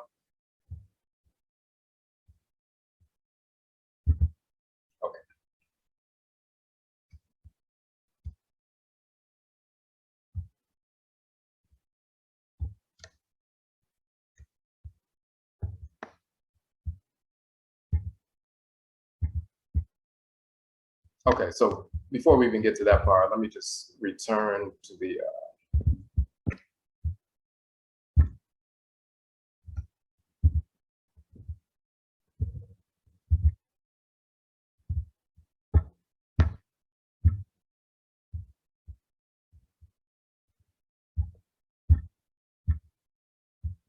so we said race, AMANNE, which is race and AMANNE, race and nationism. So biological, spiritual, and cultural identity and nationism. This is why we wanted to talk about that in that context. You know, individuals will try to say that race doesn't exist. It's a social construct. At first, you know, Europeans talked about race and tried to say that our race is inferior, which is insane. The melanin deficient whites and their offspring are biologically inferior to us, of course, they know that, and they're spiritually inferior to us. We have a spiritual anatomy, we have a physiological, of course, anatomy.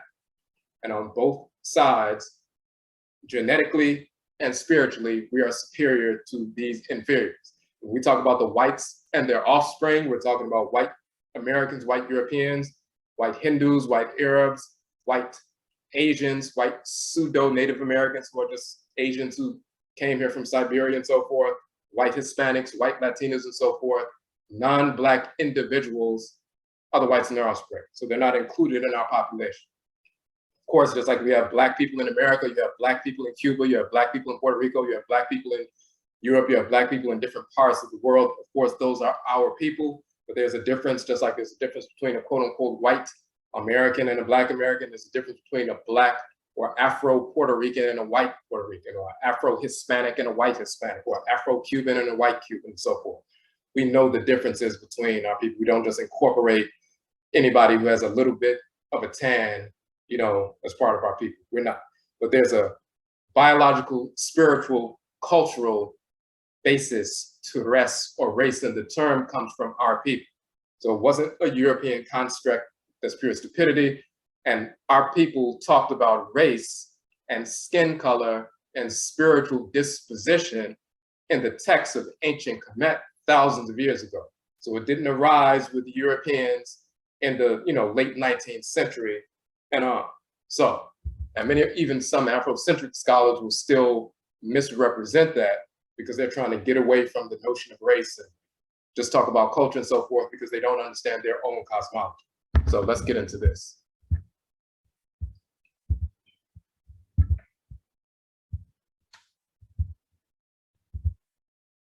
So first we're going to deal with the etymology, and then we're going to get into some of the culture. And we're going over a little bit, but we're going to wrap it up. So first and foremost, the term comes from the term res in ancient Kemet.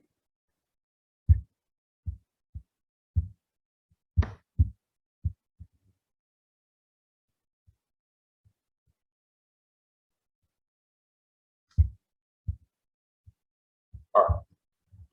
So if you look at Etim online, etymology dictionary online, and you look at the term race, they'll say people of common descent, people descended from a common ancestor, class of persons allied by community ancestry. From French race earlier, razza, race, breed, lineage, family, possibly from Italian razza, which is of unknown origin because they don't know the origin. Cognate with Spanish raza, Portuguese raza. Etymologists say it has no connection with Latin radix, root, though they admit this might have influenced the tribe nation sense. And race was a 15th century form of radix in Middle English. Klein suggests that the words derive from the Arabic ra'as, head, beginning, origin, and compare the Hebrew rosh. So Klein suggests that race comes from Arabic. And prior to that, so-called Hebrew from the term rosh or ras, meaning the head, the beginning, or the origin. But they don't, it's of unknown origin according to them. When they say it's of unknown origin, it's because prior to the Proto-Indo-European language family, which goes back a few thousand years, those terms come from our ancestral language that we can find in the Medutu and the hieroglyphs of Kemet before Europeans existed on Earth. So they always try to lie about not knowing the origins. When they run into a brick wall and they realize it came from us, they'll say it's an unknown origin. But we can, of course, prove that. So first, if they said it came from, if you look at the term ras in Arabic, which comes from that rosh in Hebrew. If you look at rosh in Hebrew, which means head or leader, if you look at resha or rusha in ancient Kemet, and the medut, the terminative symbol is the side view of the head and so forth. Peak, tip, head, top, summit, chief, governor, and it says compare Hebrew rosh. So rosh, meaning head or leader, the head, dealing with the individuals, the head person and so forth. That becomes ras in Arabic, meaning a head or a leader. That's raisi in Amharic, which means head or leader. And then you have an Amharic like ras makonen, meaning governor, rakonen, or ras tafari and so forth. Ras meaning governor. That comes from, when you look at the so-called Semitic languages, ras or rosh, meaning head or leader and so forth. That comes from, as we can see, rasha in ancient Kemet. So this Hebrew origin or Arabic origin is nonsense because they didn't come up with the term. We already had the term in our language. So we can dispose of some Hebrew or Arabic origin because that's nonsense. But there's even a more detailed aspect of it. They also talked about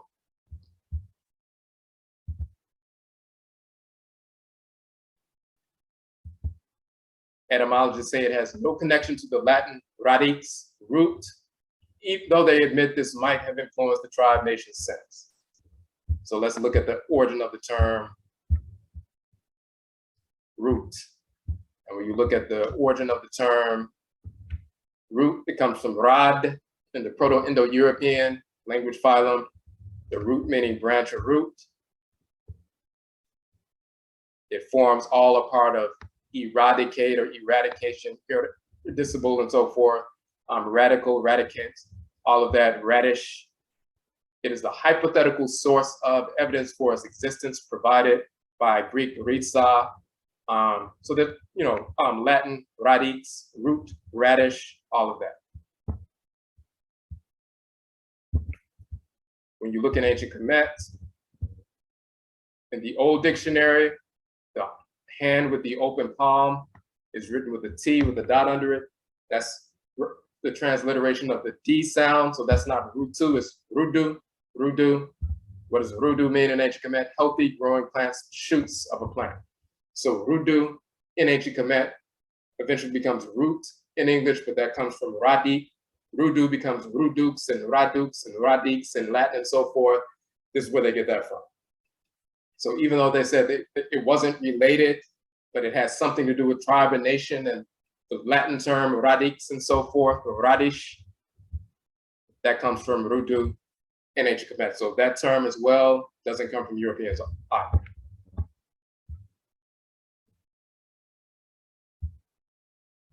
Now you also have the term race, meaning to rush. To rush headlong, hasten, enter rashly, run swiftly is from 1757.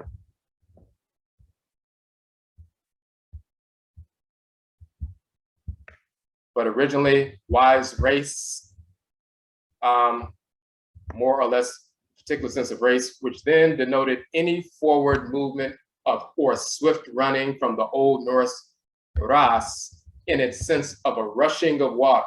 So when water is rushing by, that's called a rush of water or a race of water. It's racing or rushing. And later on, they applied that to somebody moving quickly, running. So they would say, well, they're racing, or they're running, or they're rushing. Coming from the Old Norse ras, meaning rush, but a rush of water is water moving by. It actually comes from our language. The r sound and the sh sound, rush, is the sound that water makes when it's rippling and moving quickly. It's the r and sh together. It's the rush sound, because it makes that sound when it's moving rapidly. If it's sitting still, it's just sitting still. But when it starts moving rapidly and you listen to it, it makes the ra and sh sound. So we say rush. And eventually it gets into the European languages. Later on, it has to do with something moving quickly.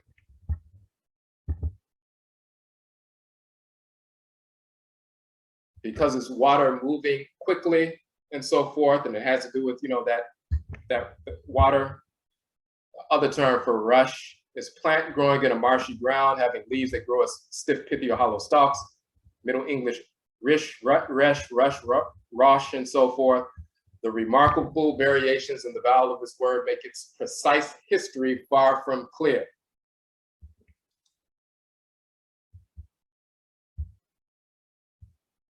You also have the term bulrush, popular name for a tall rush-like plants growing in or near water. In biblical use, the Egyptian papyrus. So that form of the rush called the bulrush, the rush plant, they considered that the Egyptian papyrus, the rush plant. Rush and race has something to do with one another, and then we can get, and it has to do with roots, it has to do with rush, it has to do with race. Now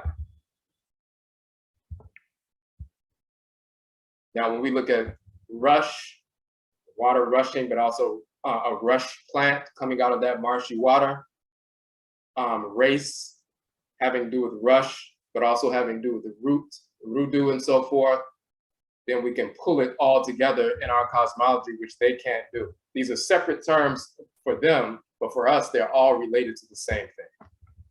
But first, the rush plant, or the race plant. Any of several flowering plants distinguished by cylindrical stalks or hollow stem-like leaves. They are found in temperate regions, particularly in moist or shady locations. So when you look at the Papyrus and Kamit, it is a rush plant. If you look at the lotus and Kamit, it is also a rush plant.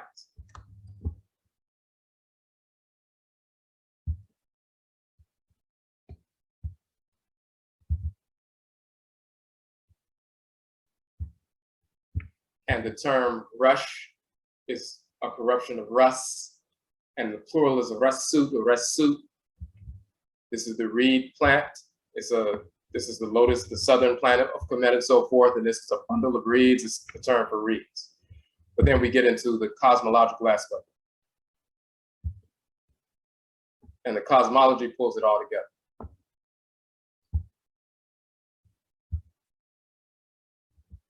Res, and the symbol is the plant of the south, the lotus plant of the south, the Nekeb plant of the south. Res, it means south, upper Kemet. Resi means southern. So just like we say south and southern, we would say res and resi, south and southern.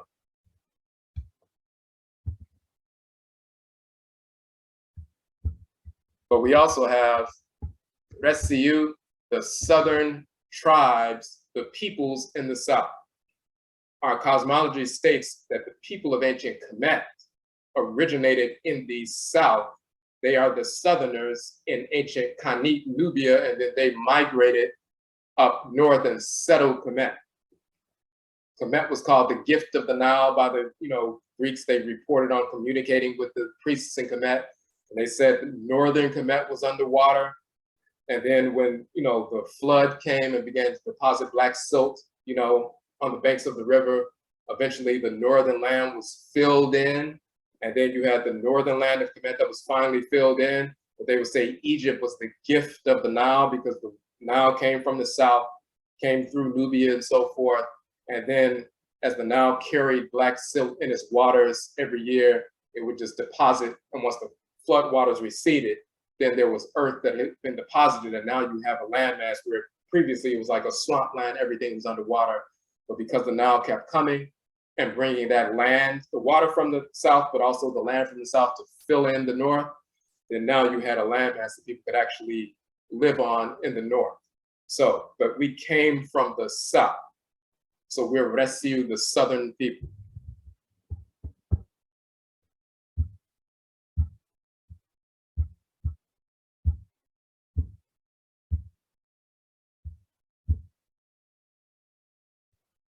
Now you see the Nile divinity, Hapi of the north, and he's holding the plant of the north, which is the papyrus plant, the watch plant. And then you have Hapi of the south, and he's holding the Nekeb plant, which is the quote unquote lotus and so forth. And those plants represent the north and the south. He's holding the two rushes, the northern rush and the southern rush.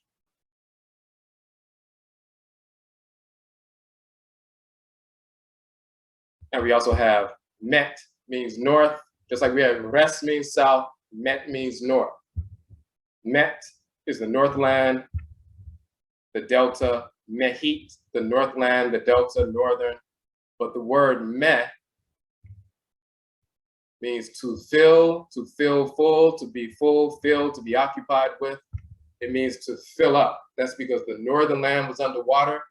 As the waters rushed forward, rushed from the south, from the rest land, they rushed forward and then they filled up Meh, filled up the north, and the north became the filled up land, or the Meh land, or the Met, the northern land. But here's the cosmological foundation. You see Al-Sar, the divinity Al-Sar, he's called Awusi and Akhan, that is Obatala in Yoruba, that is Dangbe in Vodun and so forth. You see him sitting on a throne, which is the primordial land and so forth. He's sitting on this little basin of water, and then the water fuels and feeds and nourishes the plant. And then the four sons of Kheru, four divinities, Kep, Senewef, and Dwamutef, and Hap, and Amoste, and so forth, these four individuals rise up out of the plant, out of the rush or the rest. So they are born out of the plant. And you have four different individuals, four different colors and so forth. These individuals come up out of the rest, come up out of the south, the rest, Resiu, the southern tribes and so forth, the root people, the origin people, the root. Rest means root, rest means origin, rest means south, rest means Nubia, rest is the name of the plant, and we are born out of that. The people from the south are born out of the primordial mound that's governed by Al-Sar, the divinity, and they're born out of that primordial plant. When we talk about the cosmology and the when they talk about human beings are born from the eye of Ra and so forth, and the right eye of Ra is the sun, and the left eye of Ra is the moon and so forth, and the sunlight comes down, our spirits are born from that solar energy and so forth, our our Ba, embodied our divine living energy, the fiery energy animating us. Our divine life force energy, that solar fire within us comes from Ra, but the bodies come from the black soil, you know, of earth and so forth. We're born out of that. We come up out of the south, the Resi, the south. We are the southern tribes, Resiu, which are the quote unquote Nubians, born out of the Resi plant. And we are 4 different Res or Resu, quote unquote, Reses or races born out of the Res plant. The southern plant is Res.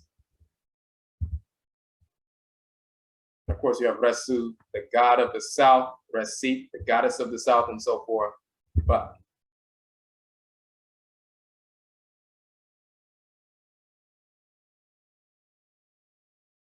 Res is the south. It's represented by the root plant of the south, that Nekeb plant. Res is the south. Res is the front land, foremost land, land of the beginning, and so forth. The southern land. And the people of the south are the southern tribes. These are the root people. The root people are the Res people. The root people are the southern people. The root people are the Nubians and so forth. The root people are the Resiu. The root people are the Southerners, the Resiu. The root people are the Nubians, the Resiu, who gave birth to everybody else and so forth. And they are born out of the Res, the rush plant, and then the little different colors of individuals, different colors of black people, dark brown people with red undertones, dark brown people with black undertones, dark brown people with yellow undertones, black people with white undertones and so forth. These are the 4 Reses, the Southerners who came out of the Res plant, the root plant, the plant of origins and so forth. We came into being from the divinity, Res. We are the original Resiu or race, the root people, the people from the beginning.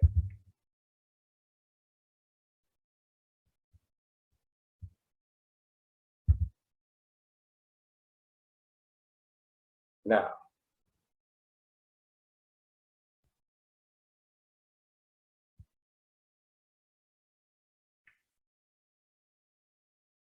we showed Hapi. By the way, this is Merit, the female divinity of the Nile River. This is Merit of the South. And then this is another version of Merit as well. So just like you have Hapi, the spiritual force that animates the river, the male force, the spiritual energy that's animating the Nile River right now, the female force, spirit that's animating the river right now is Merit. So you have Hapi, the male, Merit, the female.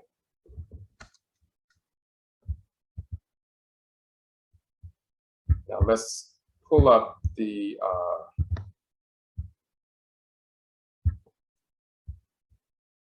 just to corroborate that.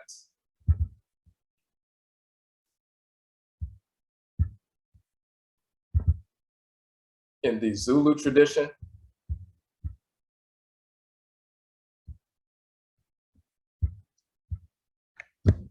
so we talk about men and women coming into being from the eye of Ra, and then they're completed by the divinity Atem. He's the one who completes creation and so forth. You look at the myth of the Zulus and so forth. The Zulus live in the beautiful green hills of Natal and so forth. So this is what they say. In the beginning, there was a large swamp in the lands to the north. We just said the north in Kemet is Met, and the word for north is Met. But the word Met also means to fill or be filled up. So the Zulu said in the beginning, there was a large swamp in the lands to the north called Ulanga. In this swamp, there grew many types of reeds and rushes, each with its own color. One morning, the sky divinity Mbeli Nkangi descended from heaven and married Ulanga. Out of this vast valley, he broke off many reeds of different colors and made them into people. He made them in pairs, a man and woman he made from every type of reed. These original people were all called Nkulu ancestor. Each pair became the parents of a tribe of human beings, each tribe having its own color, just as one finds stems and stalks in different shades of brown. Stems and stalks in different shades of brown. We're not talking about crackers. We're not talking about Asians. We're talking about Black people. That's it. So I'll try to read some, you know, Kangi created some graphics. He said different shades of brown. All right. So the people of this earth were created from water plants, which grew from the valley, which Kangi lived in creative union. Each nation was born from the wet earth, and every Nkulu brought his own medicine, his own secret charm of life. Now, when you look at that, let me share the other piece real quick, go back.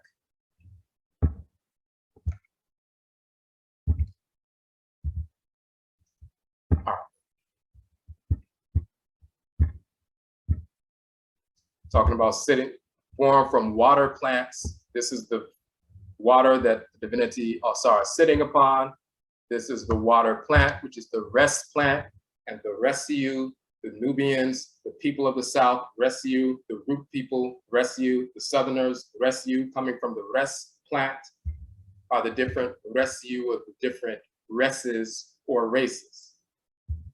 And these are 4 divinities, the 4 sons of Kheru, which are grandsons of Asar, and of course Asar is married to Alset. But so let's give a little bit more context with regard to these different colors, so there's no confusion.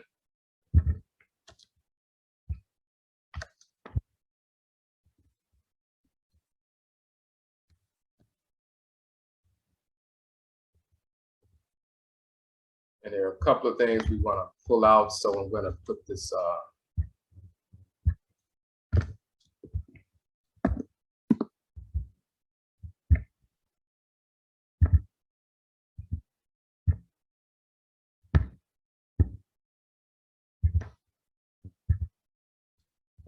so one of our books, Akaradim Bosom, we're talking about the deities that govern the solar, lunar, and planetary bodies of the 7-day week.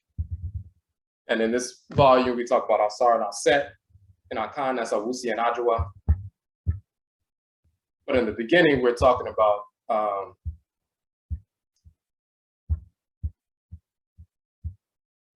second. Actually, no, we need to look at, I need to look at volume 1. That was volume 2.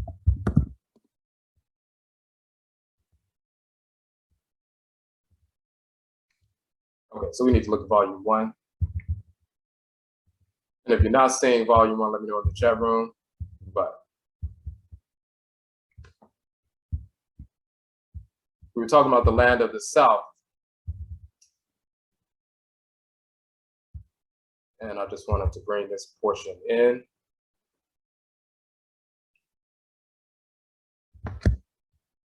So we were showing the relationship between the Akhan people and ancient Khanit, which is Nubia, as well as Libya, Kanu, and Kangi, ancient Sumer, and so forth. So when Akhan people ask, why do you call yourself Akhan? They say Khan means first and foremost, first from the beginning, the first people in existence. Khan also means to count, calculate, and reckon. Khan also means light, illumination, and so forth. The first people to bring illumination and so forth. That's the reason Akhan people say we call ourselves Akhan. So Akhan from the Akhan dictionary, the nation and language. Akhani is an Akhan person. Akhan fo is Akhan people and so forth. But if you look at the root Khan in the Akhan language, Khan, first, foremost of a former place, rank, or time. First, you know, from the beginning. Khan also means to count, number, reckon. Khan also means clear, bright, light, luminous, and so forth. So those 3 different definitions. That's from the Akhan dictionary. But when we compare the Akhan dictionary to the hieroglyphic dictionary, Khan, the first, foremost, former place, rank, or time, the ones who were in the former time, the beginning, the origins. You look at this term, Kant. It's not an E. The Egyptologists would stick an E in between consonants when they didn't know the vowel placement in the old dictionaries.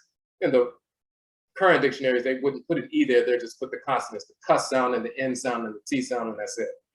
in the older dictionaries 100 years ago, they would stick an E in between consonants if they didn't know what the vowel should be.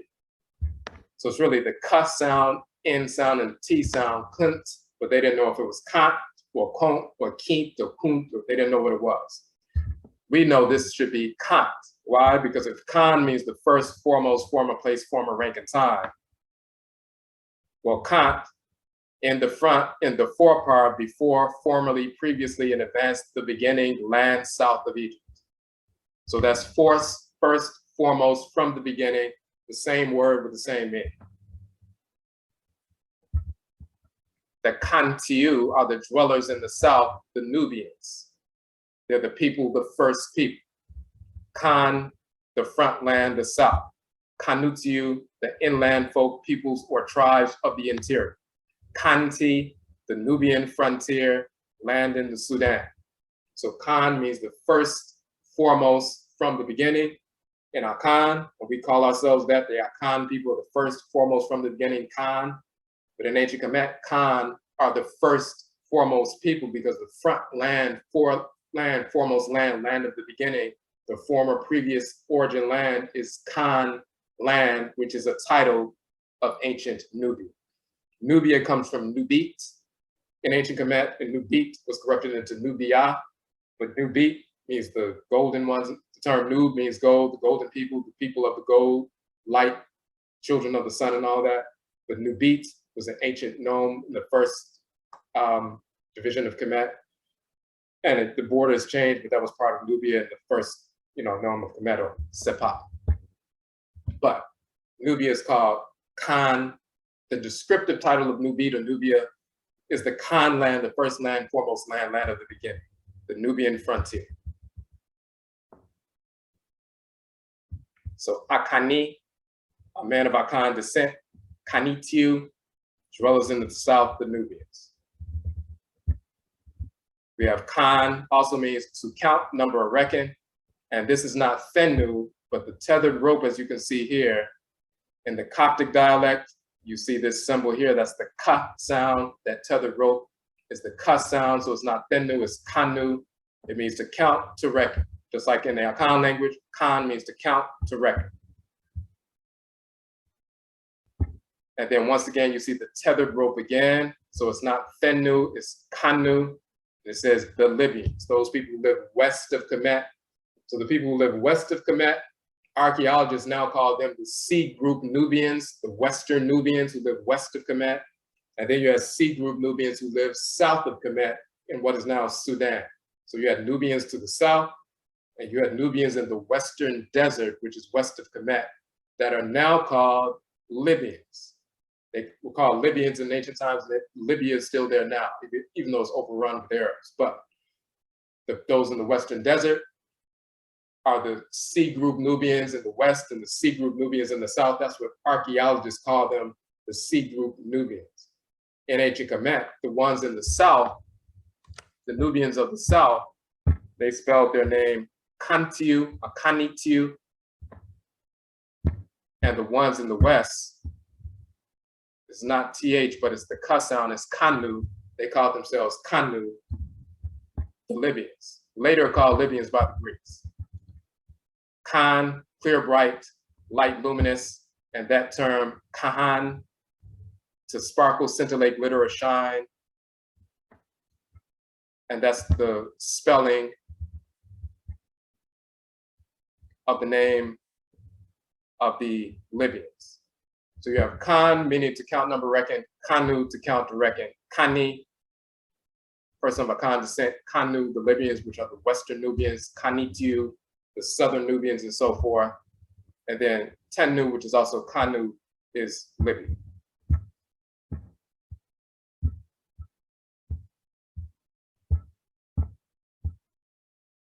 And then when we talk about in the origin of the Niger-Congo speakers, Dr. Clyde Winters is talking about the superfamily of languages, and he's talking about what happened 12,000 years ago and their genetic profile, phylogenetic profile, and so forth.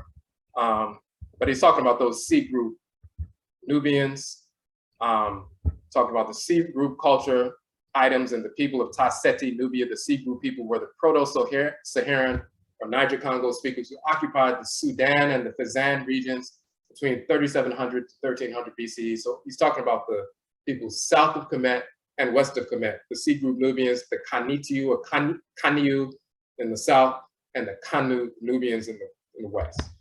And the reason why that's important is because the people, the first land, foremost land of the beginning, the southern people are the first and foremost. So they're Khan, Khaniu, but they're also the root people, the Resiu, the rest people, the root people, the race people.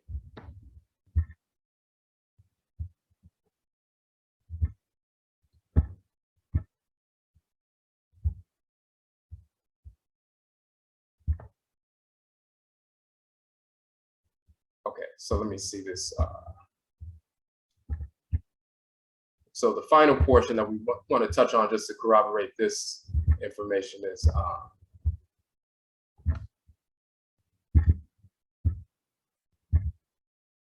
so in our article, Kamet Works, talking about titles of Asar and Aset. If you look at the cosmology of Asar and Aset, the great black king, Kam-Ur, is killed and then resurrected and so forth. And Aset is sent into the swamps of northern Kemet. She escapes through the swamps and she finds Asar's body and his spirit. They connect with one another and she becomes pregnant and raises Kheru in the northern swamps and so forth. And then he grows up and defeats Set and takes back over the nation and so forth. Cosmologically, that great black nation, Kam-Ur, is represented by the great black nation that was killed and thrown in a coffin and thrown in the waters, and, captured and cut up and, separated and so forth. But then came back together and was resurrected. So we talk about that, but in this particular section, we were showing, this is a Maasai woman, East Afuraitkaitnut, Africa. And this is a Serer woman in West Afuraitkaitnut. You find them in Senegal and different places and so forth. And when you see them, you'll see the differences between the quote unquote reds and the blacks. She's a dark brown person with red undertones. She's a dark brown person with black undertones. So when we look at the quote unquote, the Nubians, these are Nubians who were visiting Kemet. You see the red, black, and you even see the pottery is called BRW, black, red, ware, because when they would find the pottery, they would have these motifs of black and red and so forth. And we're talking about different colors, and we talk about Nkulu and the different reeds, the different colors of different reeds, and they were different shades of brown. These are the Khanitiu, the Nubians, and they are different shades of brown. Dark brown people with red undertones, dark brown people with black undertones. So when we're talking about the different Resiu, or the different races, the different root people, some of them were dark brown with red undertones, some of them were dark brown with black undertones. You also have dark brown with yellow undertones, and even white, and let's check that out.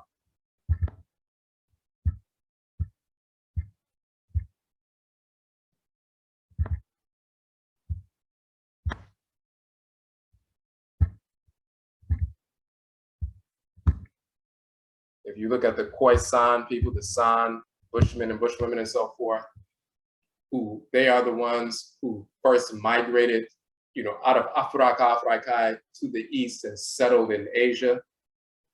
And the Asians have some of their characteristics, their, morphological characteristics, their eyes and cheekbones and so forth. The Asians are, genetic degenerations of them, but these are the original people in Asia and so forth. So they don't have slanted eyes like Asians and cheekbones like Asians. Asians have cheekbones like them because they are the original.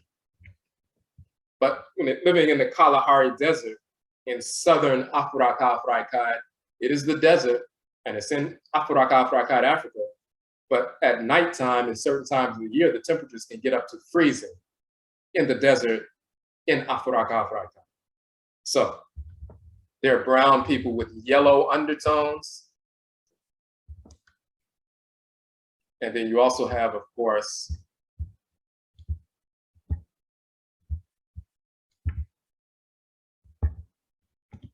even white comes out of our, genetics and so forth. You have such things, the albino, but the spirit of the albino individual, the quote unquote brown person with white undertones and so forth, the spirit is the same as ours. They still have a spirit, a cockeyed, a soul, and so forth. They're totally different from Europeans.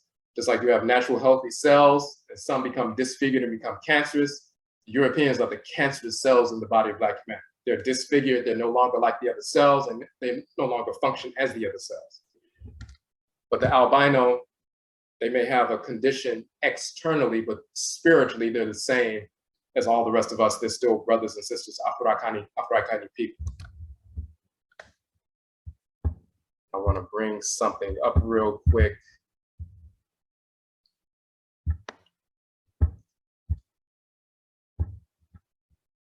And so when we look at these, the 4 different races, or the 4 different roots that came from the rest plant, the root plant, that came from the south, the rest, the south, and came from the tribes of the south, the Resiu, the southern tribes are the Khanitu, the first people, foremost people from the beginning.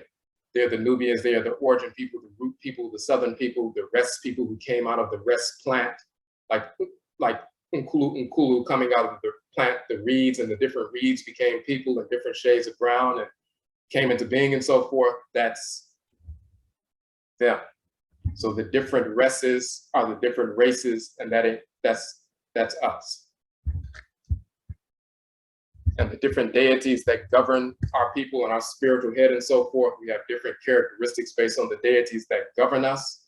So some people are children of fiery divinities and they have a fiery, temperament and so forth. Some people have cool, watery temperaments, and they're healers and healeresses because they're children of deities, water divinities, river divinities, ocean divinities, and so forth. Some people are naturally inclined towards agriculture because they're children of earth divinities and so forth. And they know the medicinal use of different plants and herbs and so forth because they're naturally inclined towards that. And that goes directly into nation building restoration. As Jojo talked about, when you know what your divine function is, what deity governs the head, what kind of energy complex you have, you're naturally drawn to certain areas of nation building that complement your energy complex. If you're a child of an agricultural divinity, you'll be the one that's dealing with food production and preservation. If you're naturally drawn to a divinity of healing and so forth, mineral balance and so forth, you'll be the one that's dealing with medicine, physicians and so forth. If you're a child of a divinity that's dealing with, for example, Ptah and so forth at the core of Earth and dealing with thermodynamics and so forth, you're dealing with architecture and building and so forth. If you're a communicator, child of Awuku, Anansi, Set and so forth, naturally inclined towards communication that can be including the World Wide Web, communication, software, information systems and so forth. Depending on the divinity that governs you, you're naturally drawn into your region of contributing to nation building based on that. There's an intersection between ancestral religion, the worship of divinities, and every facet of life in our community. So there's just one other piece we want to pull up, and in this section down here,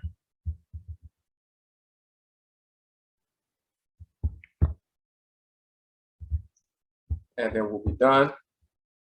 Let me pull this up.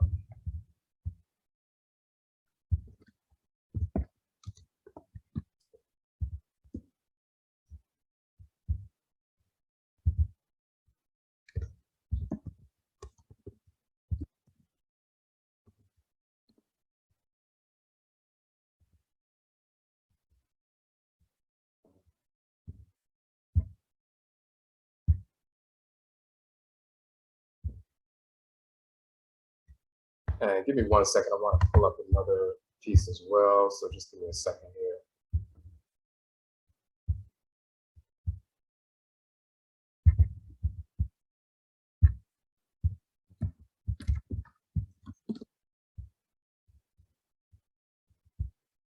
There's a translation of a text that in this document that we show the actual transliteration and translation, the correct one.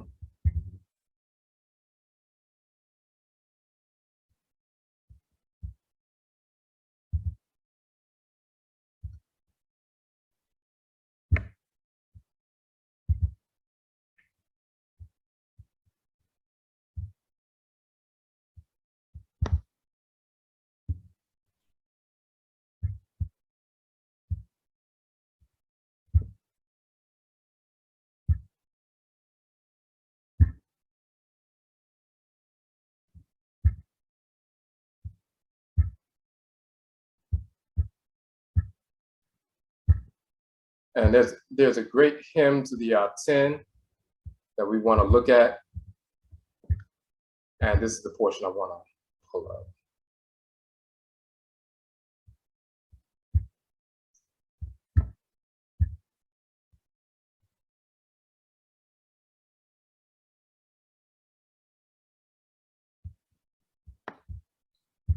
Okay.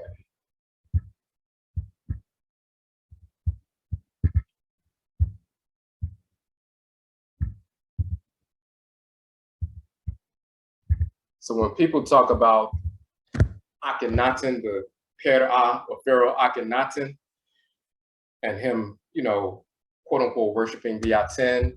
So the sun is called Aten.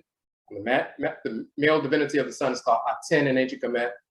The female divinity of the sun is called Atenit. So that's the male and female sun divinity. So you have Ra and Ra'ed, the creator and creatress.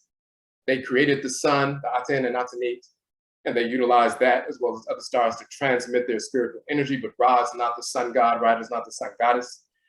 Aten is the sun god, Atenit is the sun goddess, and they possess the sun as well as other stars and use them to transmit their energy. That's what Ra and Ra'ed do. So it's not accurate to say, you know, Ra and Ra'ed are the sun is god and sun goddess. It's also not accurate to say, it's foolishness to say that Akhenaten was the originator of, you know, monotheism and belief in the one God. That's pure stupidity. And there are two hymns to the Aten, the great hymn to the Aten and the lesser hymn to the Aten, associated with Akhenaten's era. Those are the two texts from which they derive all of the information about what Akhenaten was doing. And looking in that great hymn to the Aten, you will find that he is not a monotheist. That's pure stupidity. Nobody in ancestral culture would be stupid enough to believe that there's just one deity. The whites and their offspring couldn't communicate with any deity, so they didn't want us communicating with any deities who will possess us and direct us to kill them. So they would say, they try to pretend like no deities exist. We just made that up. There's only one deity and they are the representatives of that one deity. They put forth the idiotic notion of monotheism. We communicate directly with the gods and goddesses on a regular basis. We know who the deities are, they do not. So we would never be stupid enough to come up with an idea of monotheism. That's inferior, that's idiotic. So, but Europeans, when they came across Akhenaten and the sun and Aten and all the great temple of the Aten and so forth, they tried to promote this idea that he came up with monotheism. Of course, they found the texts of Solomon and they were copies of, you know, the hymn to the Aten and so forth. So they started realizing that this biblical nonsense was stolen from Kemet. But in the hymn to the Aten, he mentions Hapi, he mentions Ra, he mentions Shu, he mentions different divinities. So right there in the text, it proves he wasn't a monotheist. But there's one particular section that's important. When he's talking about what the Aten did, or the spirit that animates the sun did, it's very instructive. So he starts off talking about the Aten. This is the hymn to the Aten. You rise beautiful from the horizon on heaven, living disk, origin of life. You are risen from the horizon. You have filled every land with your beauty. You are fine, great, radiant, lofty, over and above every land. So he's communicating with the spirit, the deity that animates the sun, the Aten. Your rays bind the lands to the limit of all you have made. You are the sun. You have reached their limits. You bind them for your beloved son, talking about himself, the son of Aten and so forth. You are distant, but your rays are on earth. You are in their sight, but your movements are hidden. You rest in the western horizon, and the land is in darkness in a manner of death. Sleepers in chambers, heads covered, no eye can see its other. Anything of theirs can be taken from under their heads, they would not know. Every lion goes out from its den, every snake bites, darkness envelops, the land is in silence, their creator is resting in his horizon. At daybreak, arisen from the horizon, shining as the disk in day, you remove darkness, you grant your rays, and the two lands are in festival, awakened and standing on their feet. You have raised them up, their bodies cleansed, clothing on, their arms are in adoration at your sunrise. And just so you can see an image of that,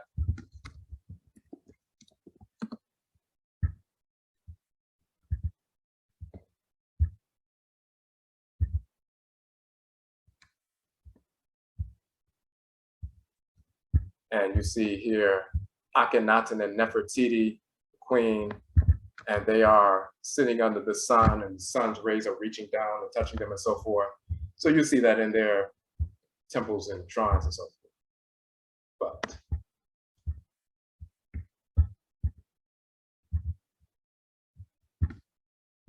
and by the way, that's the actual images of Nefertiti show her clearly brown skin, full lips, Black woman. That famous bust of Nefertiti is a forgery, it's fraudulent. They put plaster around the original sculpture and made the plaster look like a European woman. And when x-rays were done on that, they could see the plaster, but then the original sculpture inside. So that famous bust of Nefertiti that people show all over the world and so forth, that is fraud. That's the outer covering is fraudulent. And some people saw that and assumed that she was a white, female from the Hittite Empire and so forth, and said that Nefertiti was white. Never been true. Her actual depictions, carved by our own people, show her with dark brown skin, with full lips and natural complexion. But so they're talking about, what the sun does. The entire land carries out its tasks. Every herd rests in its pastures. Trees and plants are sprouting. Birds flying up from their nests, their wings in adoration for your spirit. Knowing that everything on earth depends on the energy and vitality of the Aten underneath the sun, the male and female divinity animating the sun. So he just goes into detail about that. Now, when the chick and the egg speaks in the shell, you give it breath within to cause it to live. You have made him, he is complete, to break out from the egg, and he emerges from the egg to speak to his completion and walks on his legs going out from it. How numerous are your works, though hidden from sight. Unique God, there's none beside him. What it's really saying is unique divinity, there is none like him. It's not you're the only divinity in the world. Wati means unique. It doesn't mean only. So you mold the earth to your wish, you and you alone, all people, herds, and flocks, all on earth that walk on legs, all on high that fly with their wings, and the foreign lands of Kar and Cush, the land of Kemet. It says, you place every man in his place, you make what they need so that everyone has his food, his lifespan counted, tongues are separated in speech and forms too. And then let's flip over real quick to a more proper translation.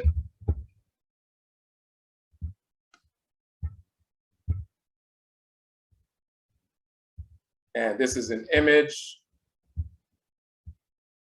of Akhenaten and Nefertiti. Once again, that's just a drawing of the picture we just saw, a similar picture of what we just saw. The hymn to the Aten says, you settest every man in his place, and thou makest for them whatsoever they need. You provide for every man that which he should have in his storehouse, and you compute the measure of his life. They speak in tongues which are different from each other, and their dispositions or characteristics are according to their skins. You can discern, you who can discern has made the difference between the dwellers in the desert to be discerned. So they're talking about cosmologically, and let's just flip over real quick. That particular section, Nusu, Upu, Medut, Kedu, Sen, Mat, Nemu, Sen, Setenu, Setting, Ka, Kasu, is saying their tongues differ in speech, their skins are according to their dispositions. And when we did this course, we went into detail. We spent probably a half an hour just going word for word. So the Nesu, that's the tongue right here. Upu, that's message, order, decree, and error, and so forth. Medut, word, speech, and so forth, language. Ked or Kedu, characters, dispositions, qualities, abilities, virtues. Sen means they, them, or their. Mat means like, and Anim means skin of human beings and so forth. Animal means skins. Sen means they are there. and Setten to distinguish or make a difference between Settenu, distinctions, and Kastiu, the foreigners and so forth. So that particular line where it says you distinguish them, their tongues and speech are distinguished from one another, and their dispositions, their kedu, characters, dispositions, qualities, abilities, virtues, are according to their anemu. And their anemu are their skins. That's cosmological. When we talk about the dark brown people with black undertones, the dark brown people with the red undertones, the blacks and the reds and so forth, and Kamit is the black land, and Deshert is the red land, and there are deities who are red deities like Set, who has that red energy, fire energy, and you have the black divinities like Osar is called Kam, or the black one, with that cool magnetic energy of the black, color and so forth. The differences between the skins illuminates their different qualities or attributes or virtues, their kedu. So we've always associated skin color with qualities, attributes, virtues. We've been dealing with that for thousands of years, and there's a cosmological foundation for that, and it's dealing with the deities that govern these different sacred colors. But when you have somebody who has no color because they're a colorless entity, the whites and their offspring, they're a degeneration from a real color, that they don't have any alignment with any deities that govern natural features of creation. Just like the cancerous cells are not natural anymore, they don't function harmoniously in the body. They are disfigured, so they no longer look like the other cells, and they no longer function as the other cells. They are cancerous cells, and they only seek to consume and destroy. So they are isolated and eradicated. So we just wanted to touch on that to show that the rest people are the root people, rest, people of the South, rest, first, foremost from the beginning, rest, the root people, rest, they are the first people, the Nubians and so forth, and they came up out of the rest plan at the beginning of creation, and they had different colors, different shades of brown, different races or races and so forth. The dark brown people with black undertones, dark brown people with red undertones, dark brown people with yellow undertones, even those who are albino and so forth. But these are all Afurakani, Afuraitkaitnut people, and we have different qualities according to the divinities that govern us. So that's directly related to our nation building capacities. Different divinities, different energy complexes, different colors within the Afurakani, Afuraitkaitnut population shows what forces in creation that govern us and what activities we will contribute to with regard to nation building restoration. And it also separates us from non-Black individuals spiritually, physiologically, culturally, and so forth. But we did a whole 6-week course on the rest, the etymology, biology, cosmology, and spirituality of race. So this was, we dealt with a portion of that here in the context of nation building restoration.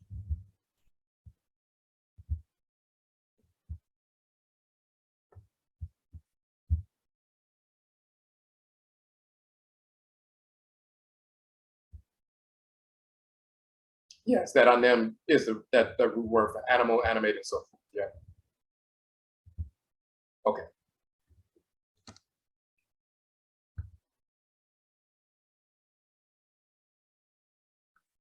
Okay, so that was the presentation. We've run over time, but we wanted to get everything in. So, of course, if you have any questions, you can post them in the chat room. We will upload this to our platform. We'll post it on the ODWIRAMAN AFAHye page. So if you want to rewatch it, or if you missed some of it, or if you want to share it with other individuals, we will post it on the page.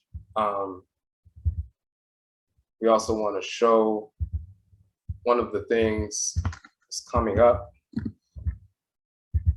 So for those of you who are unaware, we just came back from ancient Khanit and Kamit. We did a tour. I conducted a tour to Khanit and Kamit at the end of May into the beginning of June and so forth. We just came back from that. But our next tour, we have 2 coming up, November 9th through the 17th. And these are some of the videos from the recent trip to Kamit, which are on our page. And then we also have May 23rd through May 31st of next year. So we have upcoming this November and 5 months from now and so forth. We have November 9th through the 17th, but we also have May 23rd through the 31st. If you would like to join us, and of course it's only open, of course, to Afurakani, Afurakani people, African Black people only, of course. If you would like to join us in Kemet, we'll be going all throughout Kemet, 12 cities, 13 sites in 12 different cities from northern Kemet all the way through southern Kemet into Khanit, into Nubia. All the details are on the site and so forth. If you would like to reserve a space, you can do that with a deposit, $300 deposit, and then you can make your payment plan. You can fashion your own payment plan, what you're going to pay monthly. But, once you get to a certain point, like about 40 days before the tour date, then the balance has to be fully complete. But we do have these installment payment plans where you can either, pay monthly through up until April for the trip in May, or up through October for the upcoming trip in November. So all the details are on the site if you would like to join us in Kemet, either this November or May. And we're looking to bring about 25 people in November. So we have about, at this point, it looks like we have about maybe 8 spaces left for November. So if you would like to put down a deposit to reserve your space, you can do that. And then we have spaces for next May as well.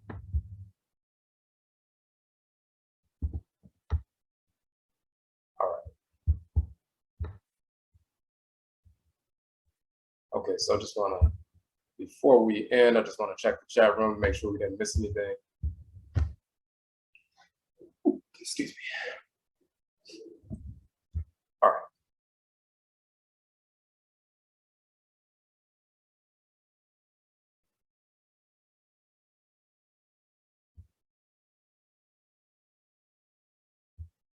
Okay. Okay, so I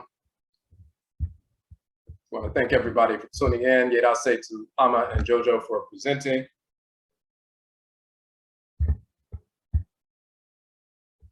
And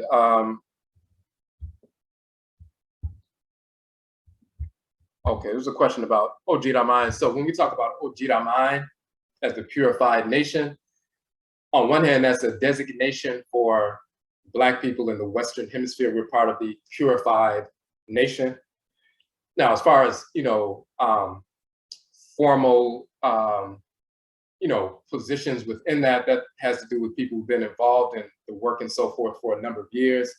So we can talk about that. We'll post some information about that as well. When you look on the ODWIRAMAN page, we'll post some information about that. But as far as the general terminology, there is, Black people in the Western Hemisphere, instead of saying Black people in the diaspora and so forth, we are ODWIRAMAN. We are identifying ourselves as ODWIRAMAN, the purified nation. Just like Al-Sar dies and resurrects, purifies himself and becomes, a divinity in creation and so forth. And you also have Set as well. And in fact, just let's look at that real quick.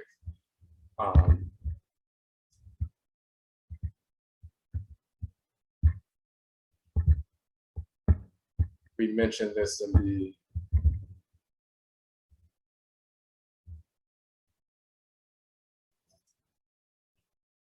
in this section of the ODWIRAMAN document.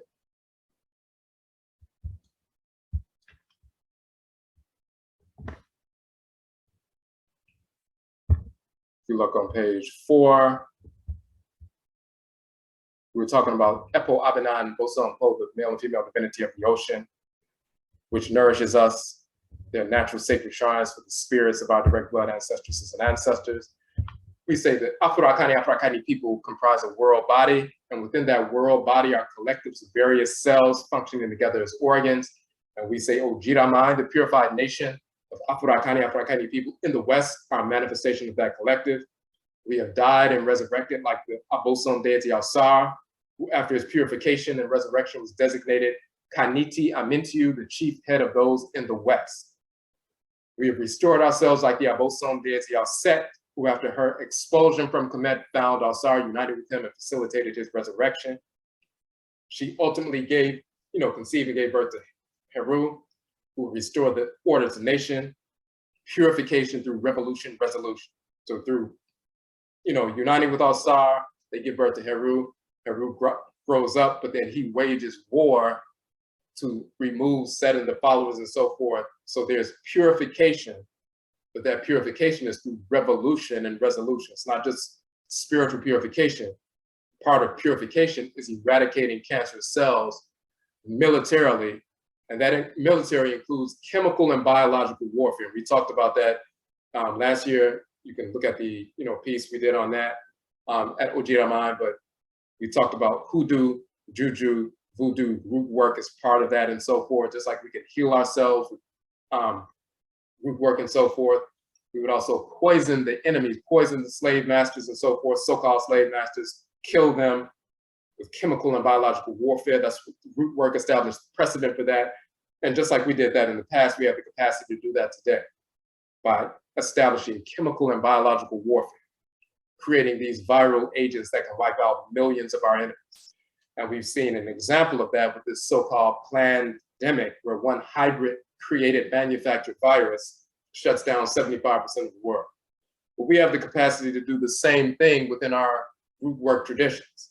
Within root work, we have the capacity to establish a chemical and biological agent of warfare that can exterminate millions of the whites and their offspring and not have any ill effect upon us. So we talk about purification through revolution, resolution. And she was designated Afuraitkaitnut, the great one, chieftainess of the deities. So we're talking about Alsar and Set in the context of our revolution and resolution here in the West. So, okay. So once again, I'll say we thank everybody for tuning in. We'll post this up once again. And Yebeshiabio, we will meet again.